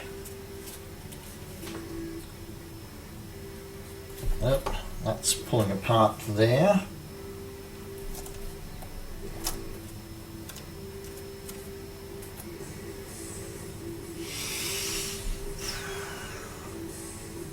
That's going to be interesting, I don't think. Oh no, that'll be fine, because, yeah. That's obviously the front of the helmet. What's going on with it? Because there's lots of registration marks from the back around to the side, and the registration stops here, because this is the top line of the eye. Our conservatives will do prescribed burns to protect rich people. Politics.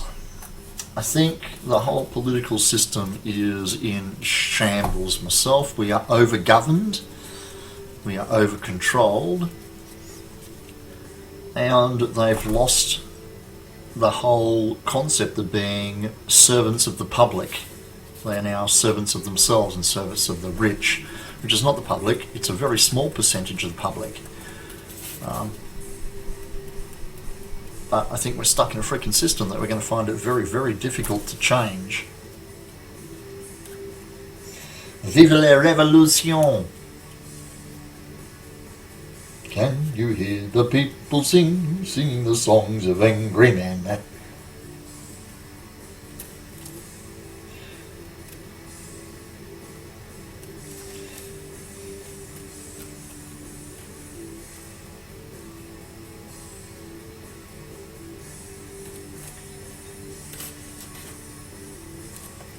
Exactly what the impeachment is about, being servants of the public. See, it's the entire concept of the way politics is at the moment. It's not specific to any given country. It's this whole blinking will mentality of the people who are in politics. They've lost their way.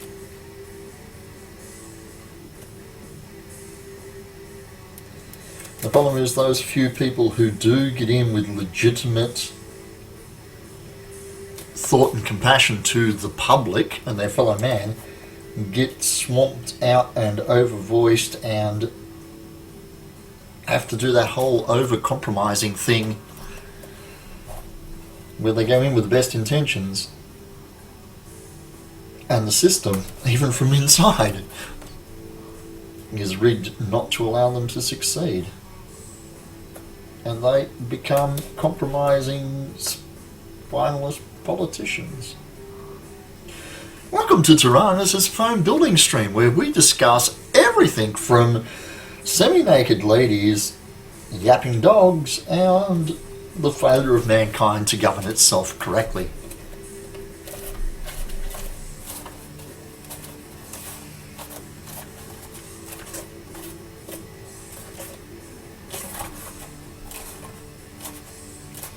I'm really happy with the seams on these guys. There's not a lot of sloppiness in there at all. I'm not seeing any great gaps. No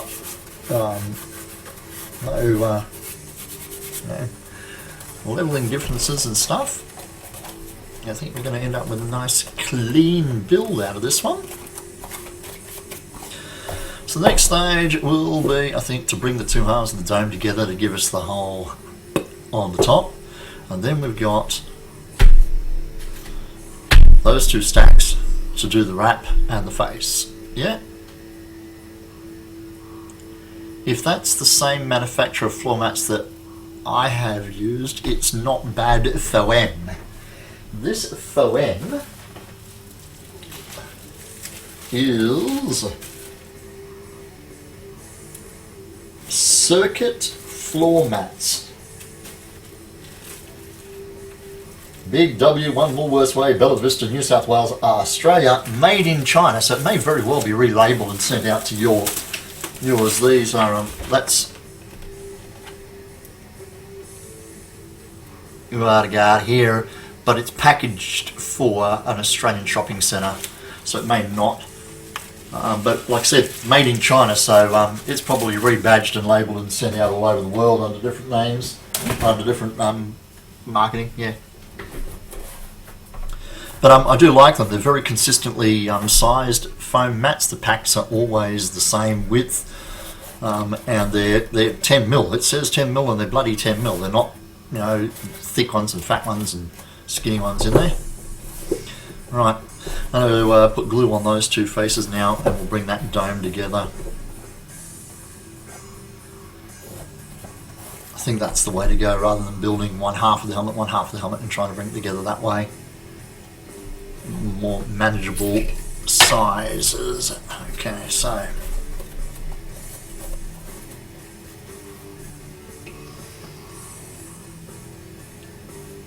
I can already tell that this is going to need some heat treatment tomorrow after the glue has cured right off to give it a better shape. I don't want to do it while the glue is still curing, otherwise it tends to separate. And that's just a pain in the bum that nobody needs.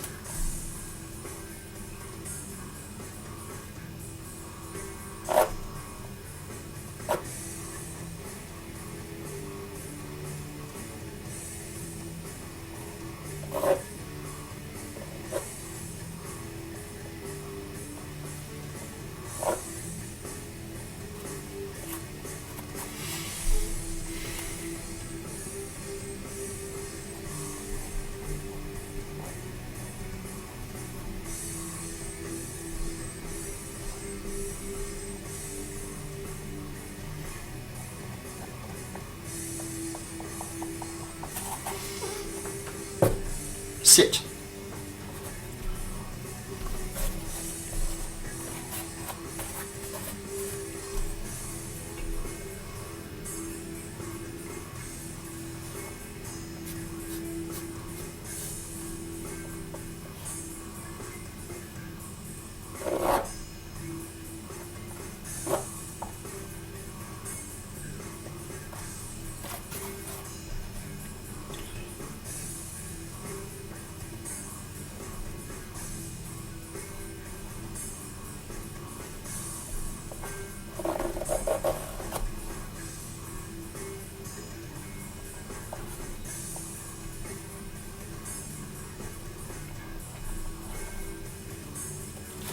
Good, good, good, good.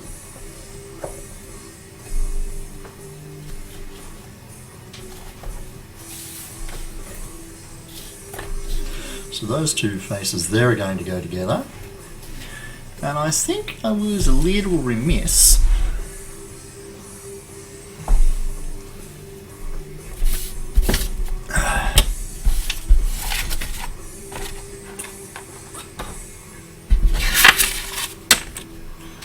Yeah, that's not from this build. Just saying.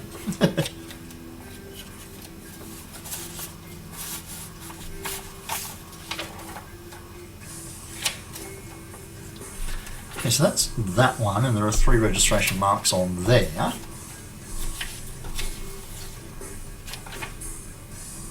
Yeah, that's what I thought, Bill. Dude, you only give me 2 registration marks on the G side of the pattern and 3 on that side of the pattern. I thought it was me.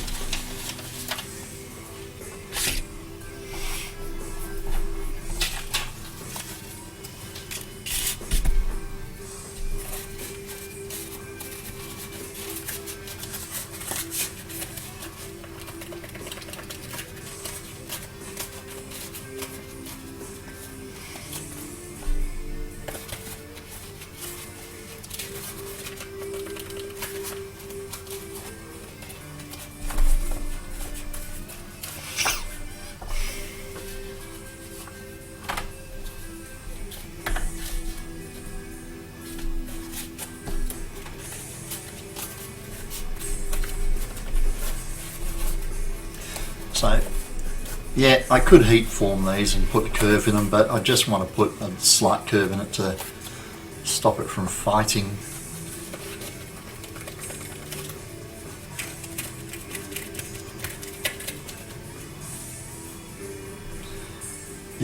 That ain't right.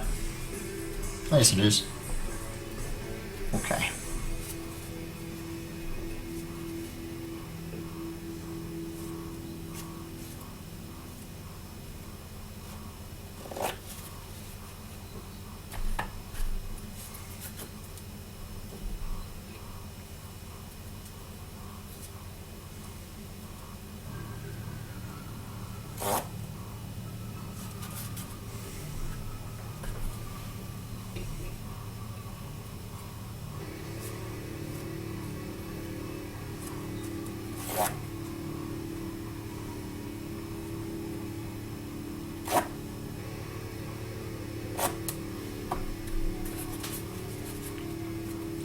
You have no idea where to find my saved posts on Instagram.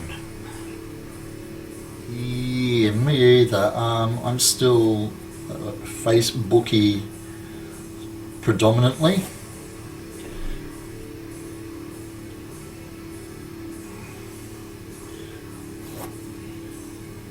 I mean, I throw images up on Instagram, but then I repeat everything on Facebook. Found it, lol.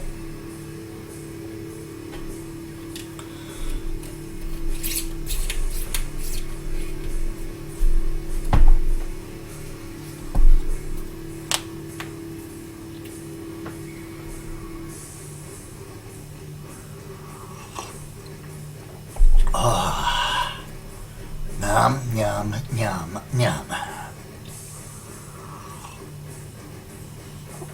No, I don't want to put that up there now. That's where the patterns are. Okay, so we're going to pull these 2 pieces together, which is going to be a little bit of manipulation. But we can do it. Because we're skilled operators, boys and girls. Trust me. I'm a professional.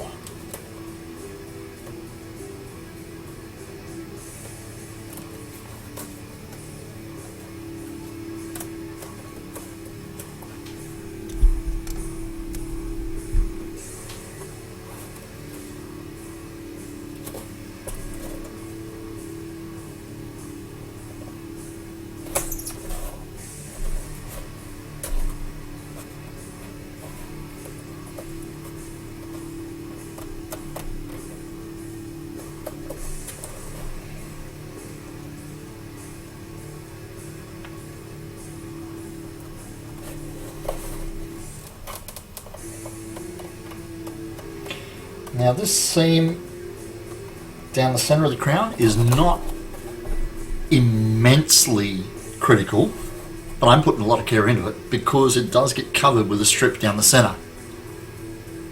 A professional, what is the question we need to ask? A professional at what? Yes.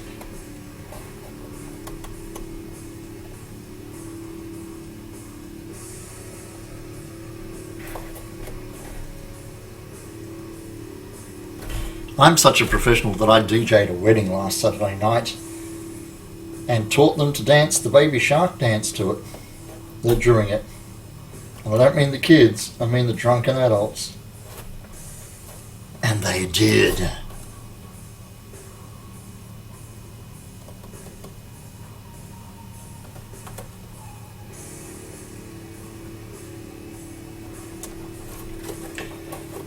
Okay, that's the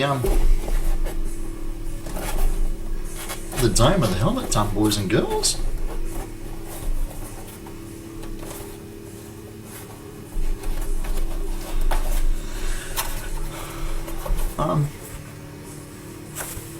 Yoo-hoo! Why? Because I'm a cruel, vindictive son of a bitch, and I had the opportunity, and I did.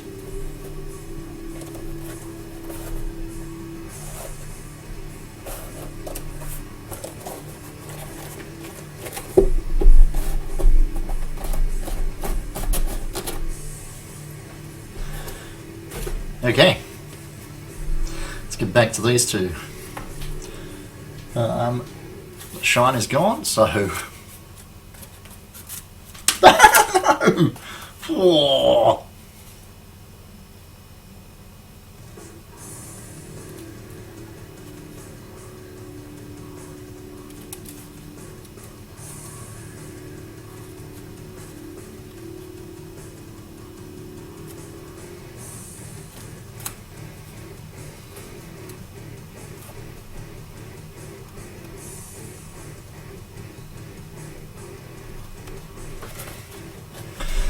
I can see the appeal of making drunk adults who are paying me money do that. Indeed, there you go.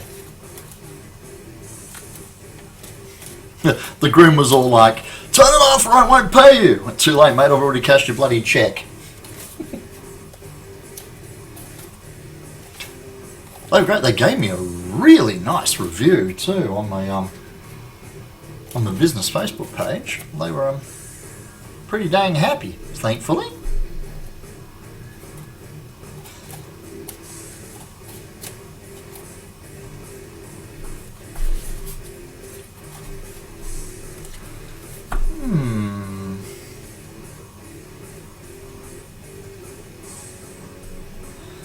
Having a bit of a thought, boys and girls. I don't know whether that little piece that holds the 2mm lattice in the very back of the helmet is incorporated into this pattern, or whether it should be cut out.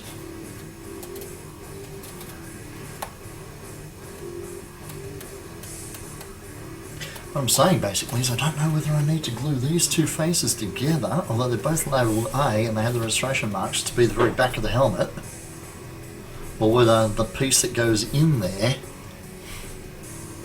needs to be added in. I think we're fairly safe though by, you know what, the easiest way is, we have all these really lovely registration marks on here, don't we? So, yeah, okay, these registration marks all line up if these two pieces are glued together at the centre at the back.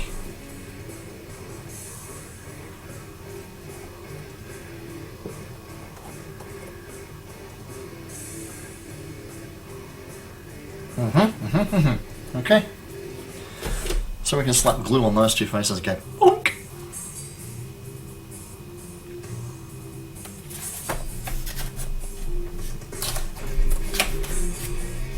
It's a good night. He wanted Old Town Road played way too many times. Yeah, it's still quite big over here.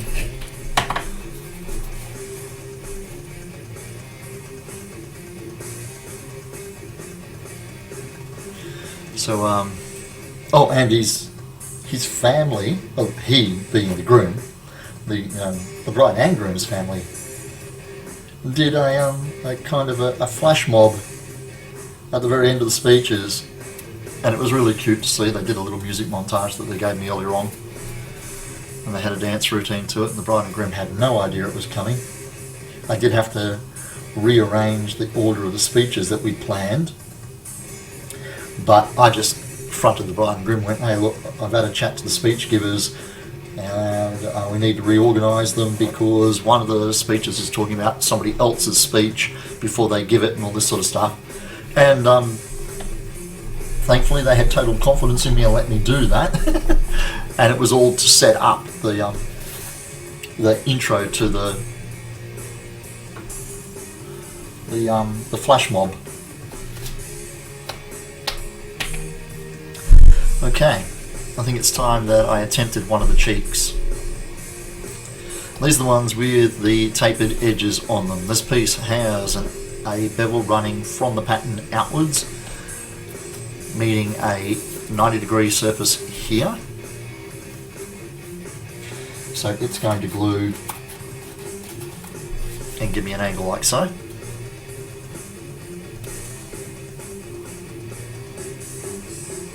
Don't typically include music. Jesus Christ, gal. I get booked for a 6-hour function for a wedding.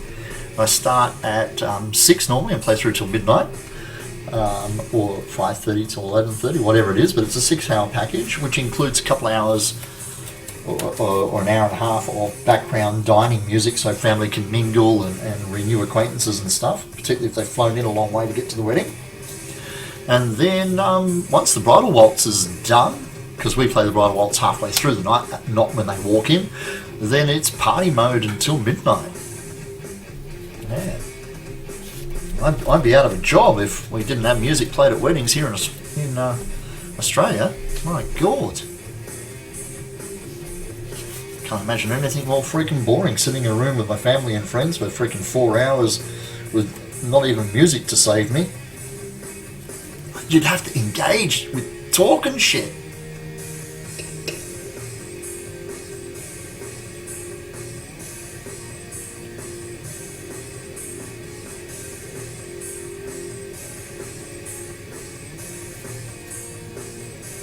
Was it the internet down for 2 hours today, so I had to interact with my family. They seem like good people. They typically don't include sit-down dinners either. Oh God. No, we have our first meal together as husband and wife, including the family. Toasts from the bride's dad and the groom's dad, the best man, the chief bridesmaid or the matron of honour tends to speak a lot now, and then the bride and groom have their say. We do our garter and bouquet activities, although they're becoming less and less common as a traditional component and more to help create a fun moment throughout the night. You don't sit for 4 hours. Receptions usually open house style. Mormons are weird. Well, yes, Mormons are weird. I was once baptised as a Mormon.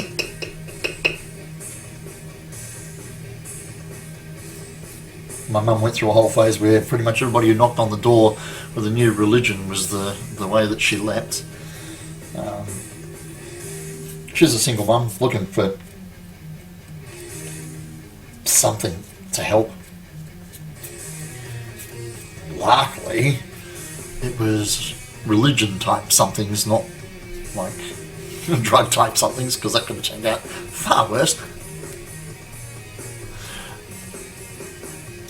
But no, weddings are entertainment spectaculars over here. It's a fun, sociable night, at least it's supposed to be.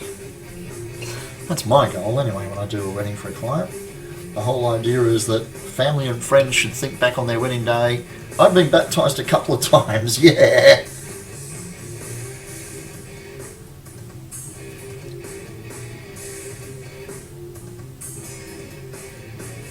None by choice.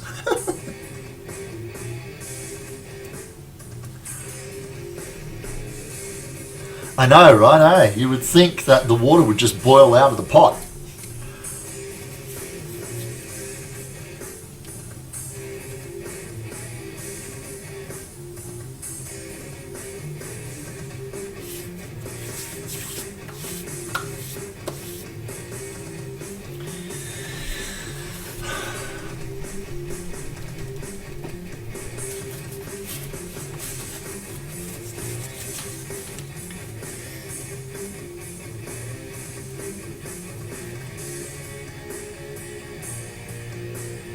I'm on a farm woman, yeah.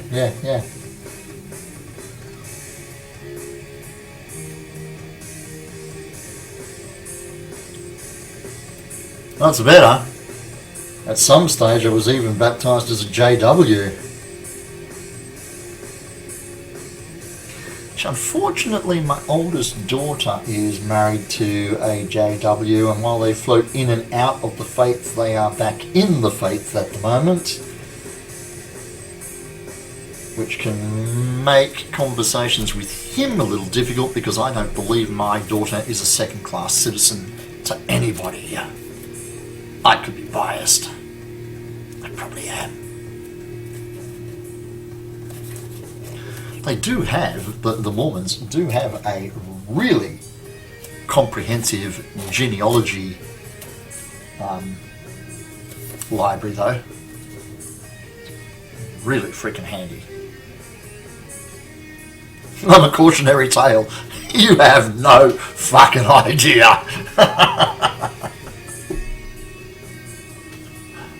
I had somebody at one of my quiz nights going, "Oh, I was talking about you to somebody, or about you with somebody. You're a really interesting person." I went, "Really? Why? Did they mention my time in jail?" No. Oh. So did they mention my time working for the police department? No. I went, well, obviously they didn't get around to the interesting bits then, did they? I got avoided for the rest of the night by that person.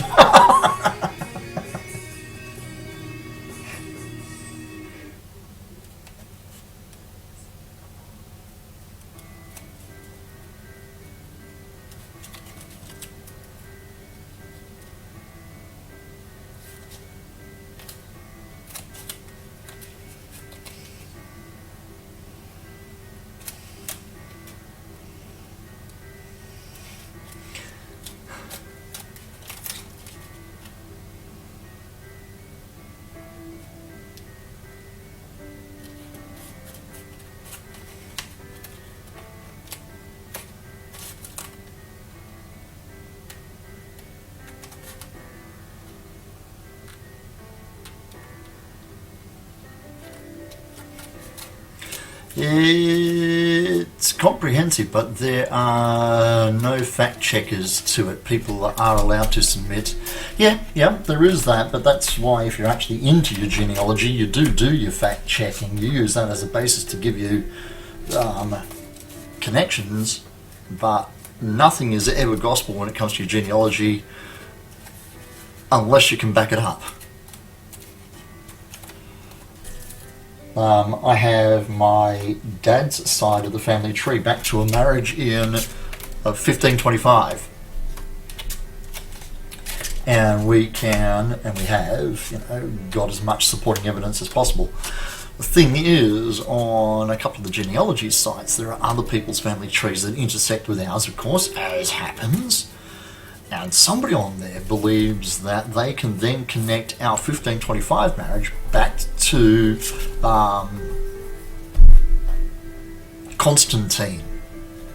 Constantine? Oh, Jesus Christ. Now I can't even remember his fucking name. But basically the progenitor of Europe. He had 16 sons, and all of them had, great large amounts of sons of their own, and you can get connected into him, which most people in Europe can at one stage or another, and you follow his family tree back because he's quite famous and quite big, and you can get his family tree back to Danish kings in 33 BC. Ancestry.com, yes.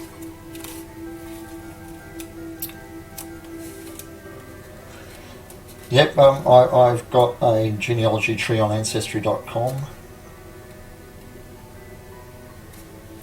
But like you said, nothing on there is 100%. Okay, there is one of the cheek plates. It's not quite as... it does need a curve in it. It doesn't seem to be quite as pronounced as I was expecting it to be. It will also get a curve in it to...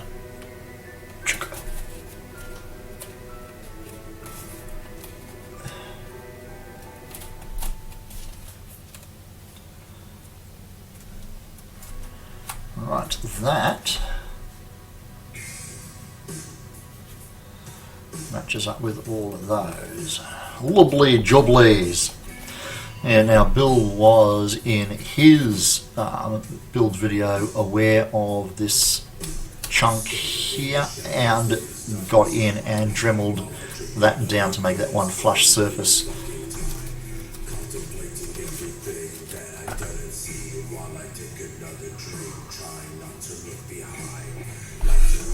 Okay, I don't have these. Tried looking up your family tree. The answer I got was, trust me, you don't want to know.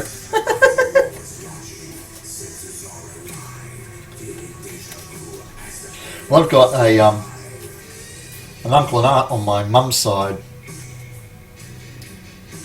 Actually, a pair of uncles who were twins, and they married girls from a neighbouring village who were also twins, and about 2 years later they divorced and married each other's partners.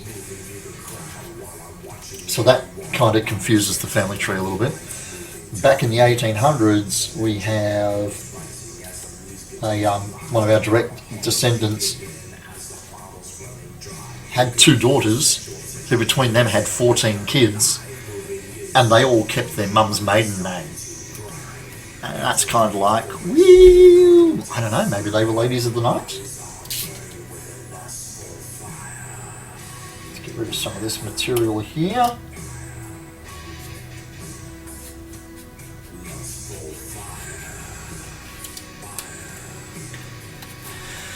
Idiot Mormon obstetrician used his own semen in the 70s through 90s to inseminate patients, took his ancestry DNA test, and now he's in a whole bunch of legal trouble. I wonder freaking why. Jesus.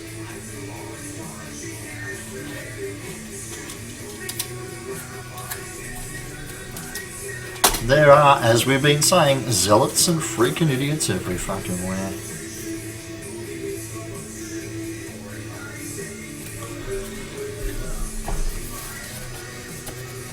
The thing I'll do is I will glue this back piece onto the dome.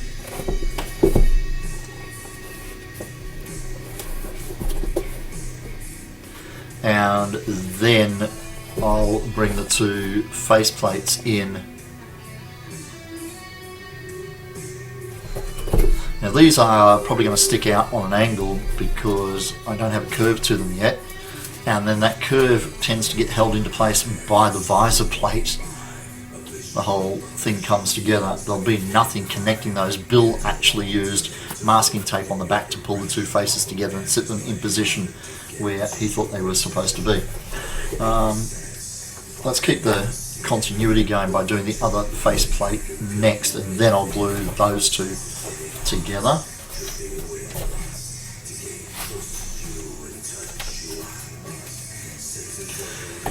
Okay. We also got to clean that up with the Dremel.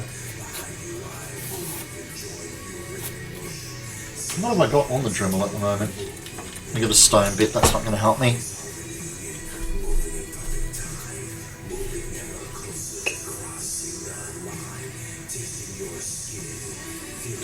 It's like a lot of families, we have verbal histories that don't gel with the written histories. My best mate tells a story that one of the big suburbs in Sydney is actually named after one of his relatives, and when we do the research, it was named after an Aboriginal guy. Gonna go clean your room now. You sound like a bloody teenager. And he also tells that one of his uncles was buried at Lone Pine in Gallipoli, which in Australia is kind of a significant thing, to have a relative that is buried on Anzac Cove. The problem is when we research it, his actual relative is wanted for, I think it's £2.6 for absconding before getting on the boat to Gallipoli with all his kit. So yes, the verbal history of him being a hero doesn't bear out with the actual documented history of that. You've not met any teenagers if you think they clean their room, mate. Actually, a young teenager who's living with us is pretty good. She's my niece, but we have her in our care for a while. We've stepped up and fostered her. And she's pretty well behaved, thankfully. Does the dishes every night before we cook dinner and keeps her room clean and is not an irresponsible idiot.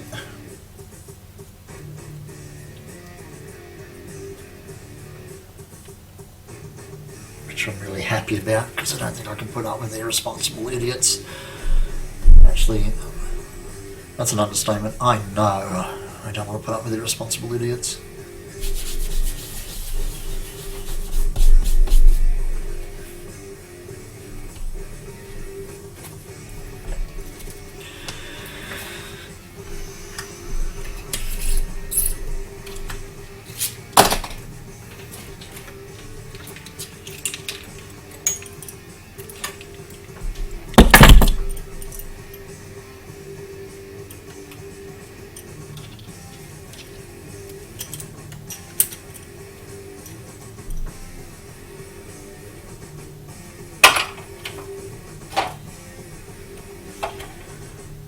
Yep, that'll do the trick.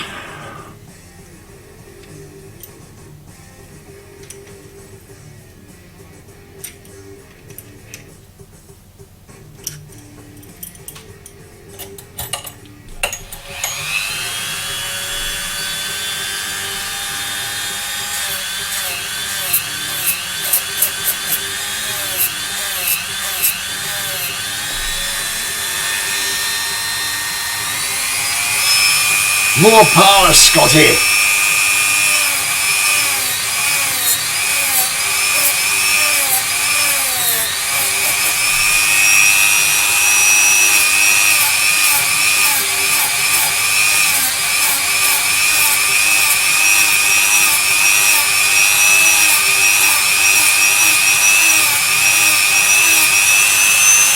That'll do the trick.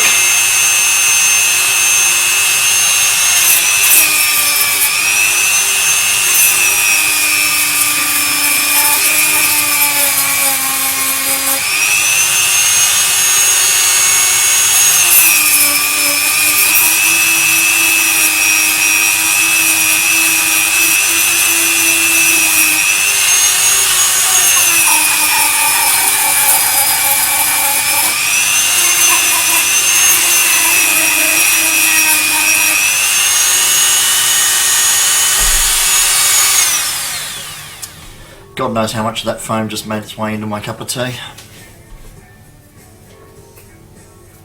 C'est la vie.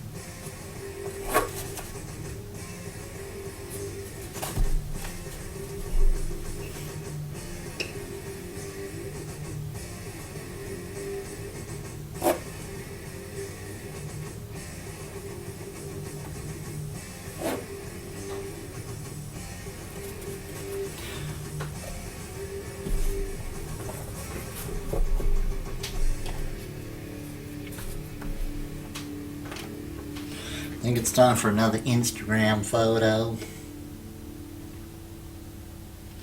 Another whippy.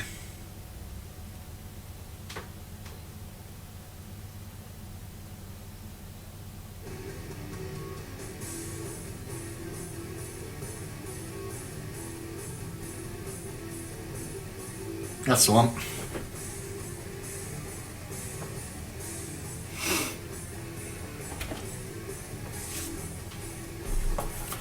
Okay, so we're putting glue all the way from here, all the way around to here. And then that will go there.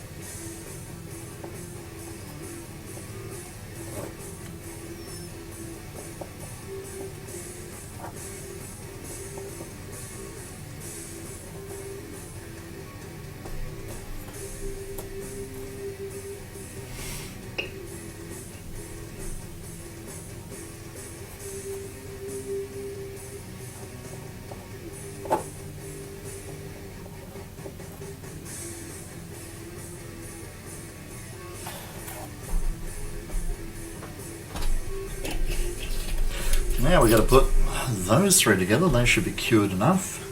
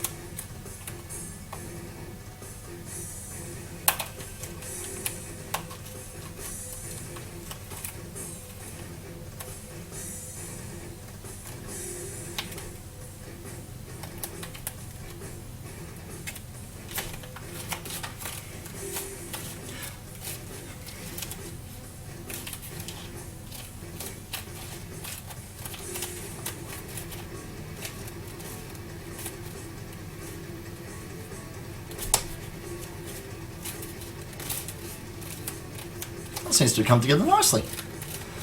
Okay.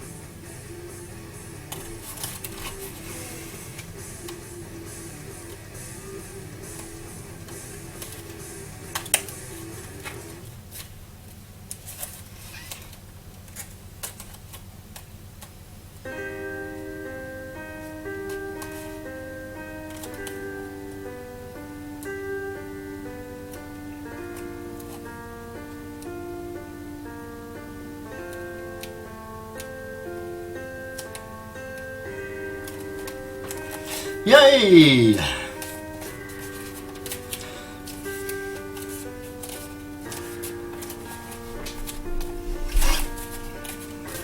So that's the second cheek.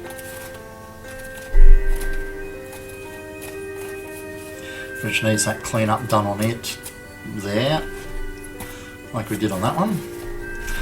Those are the two cheeks for the front. You see that iconic shape is, it's there. So it's telling the story, at least.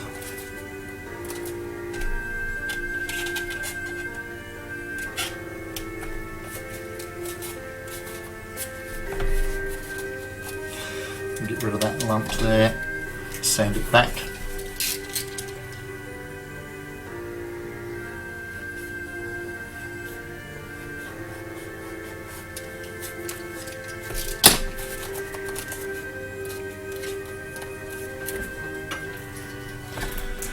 Excuse me while I sing you the song of my people.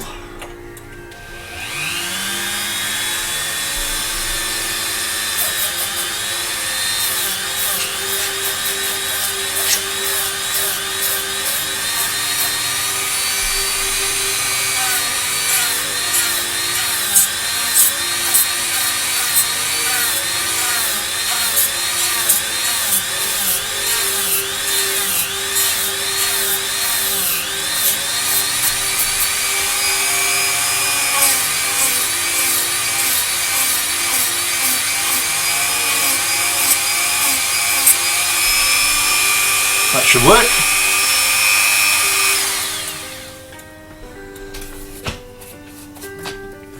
Okay, so I've glued the lip and the back. They're cured off enough to bring those two together. And once those two are together, these are the last two bits to add in to give us the form for the helmet. Then we've got that back grate to make with the 2mm slats in it and the earpieces. But as it's 3:30, I think once we've pulled all these together, I might call that a night, getting the form work done, and then we'll do the detailing tomorrow. But let's see how we go first, shall we? Okay.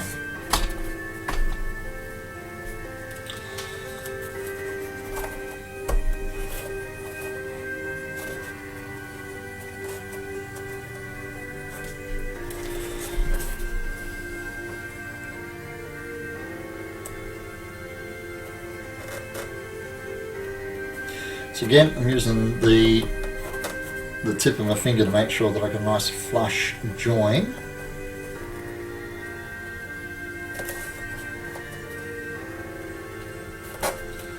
Because the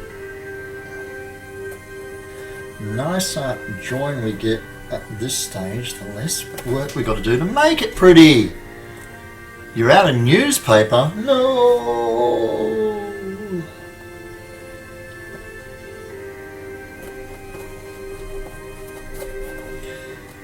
Does that mean you can't get a shine on the windows? Rolled up newspaper to clean the glass? Is that the problem?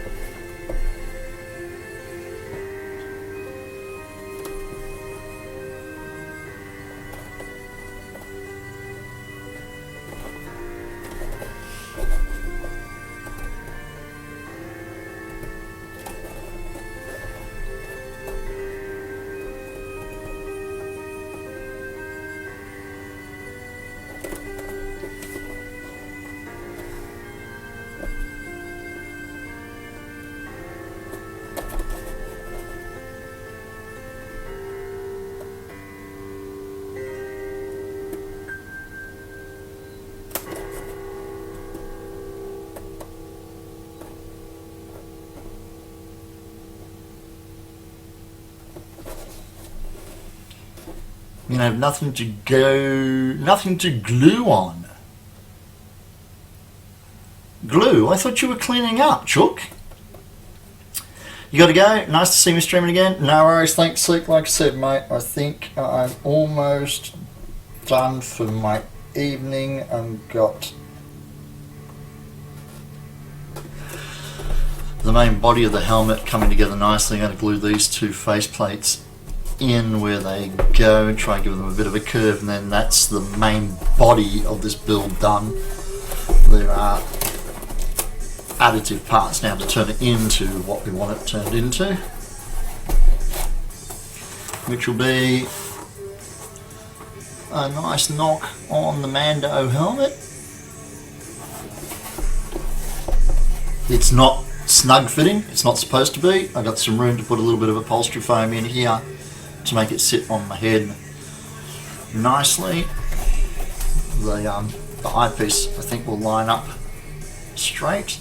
So to get these pieces into place, we have this small lip here which gets glued to the top, so they get glued down along there.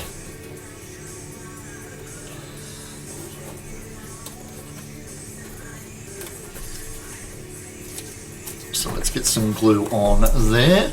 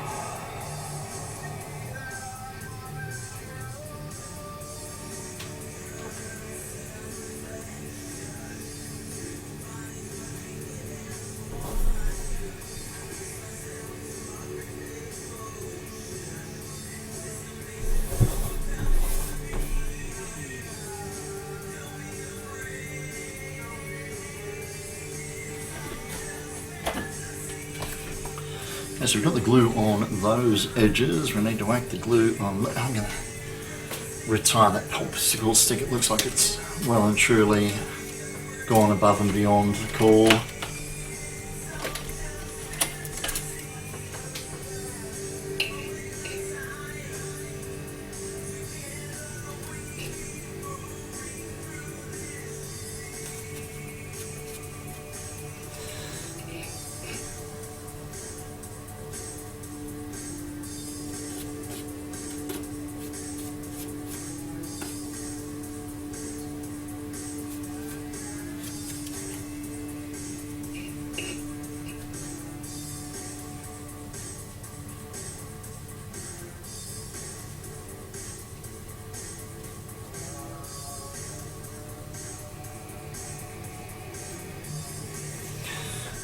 Okay.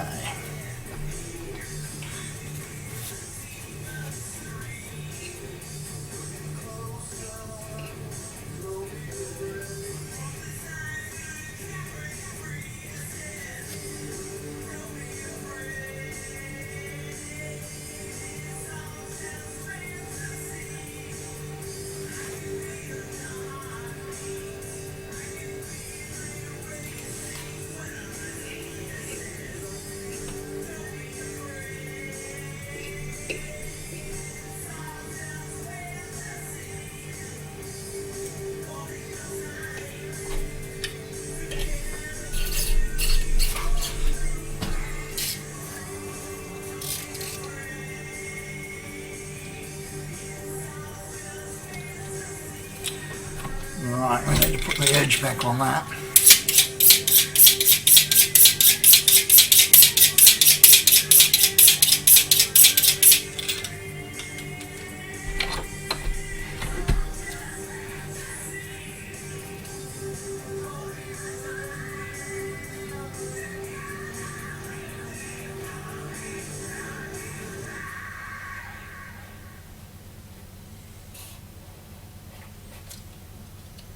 Yep, that'll tidy that up a little bit.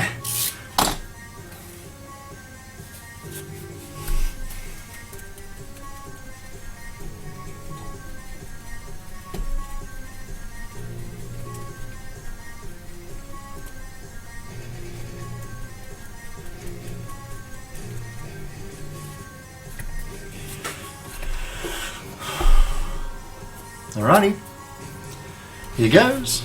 Let's put these faceplates on that is going to turn this from a plain old dome into something that looks close to what we're trying to emulate.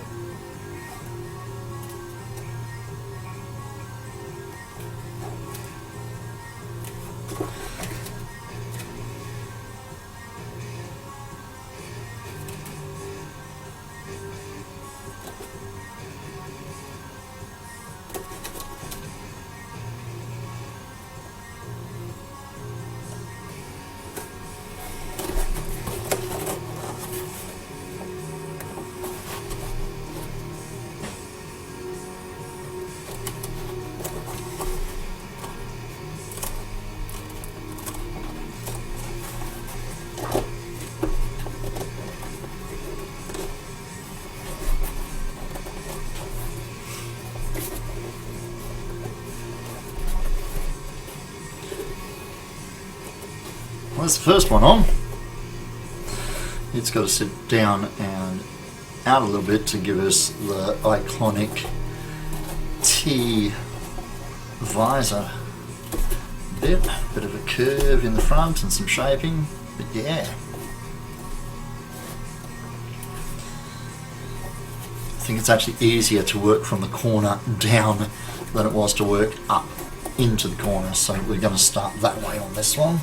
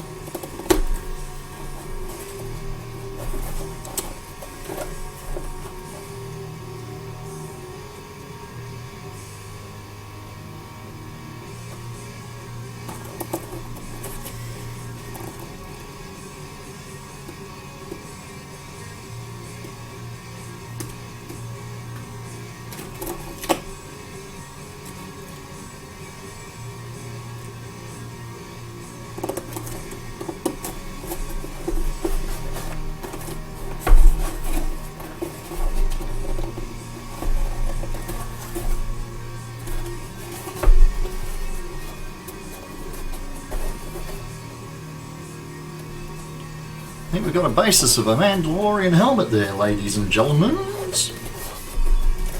Like I said, I'm going to hit it with the heat gun tomorrow after I've given the glue well and truly time to cure off to get it to sit better in shape.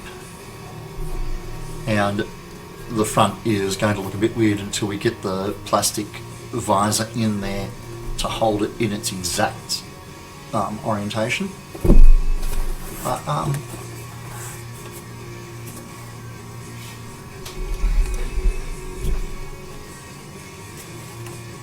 I think we can see a Mandalorian helmet in there somewhere.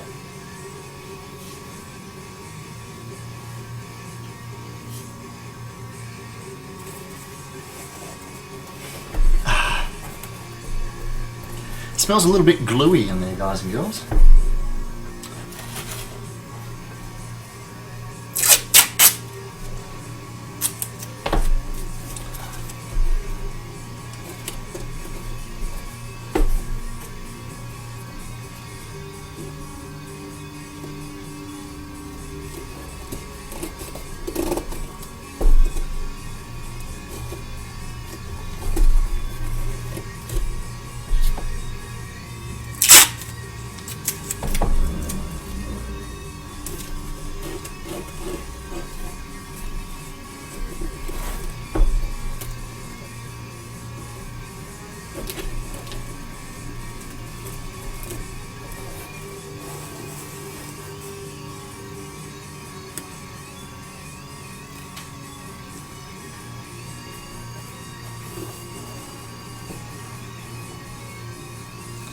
I think it's close.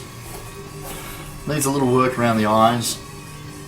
that should be not straight, it should taper down, but I think that's because we don't actually have the plastic in there pulling it into place.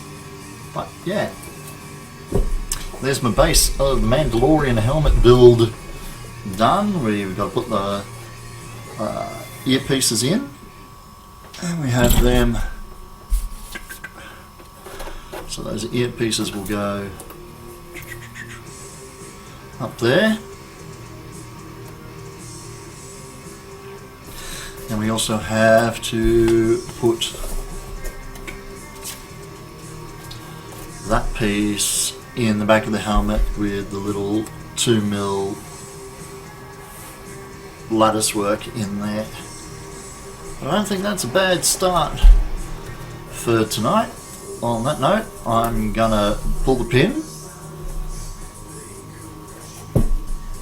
Thank you very much for joining me tonight. I really do appreciate your company. I appreciate the content that you've added to chat and given me some company throughout the night as I get back into the streaming swing of things.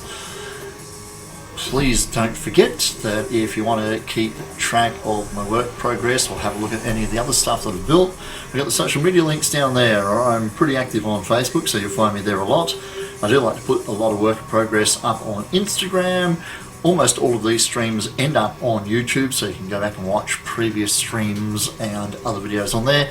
And if you want to help out a failing artist who has difficulty putting food on the table and clothes on his body and a roof over his head, I got a Patreon too, because, you know, help, basically. Thank you. Okay, I'll take care of myself. You guys take care of yourselves. We'll see you again next time. And don't forget, it's called Cosplay, because it's meant to be fun. Good night, boys and girls.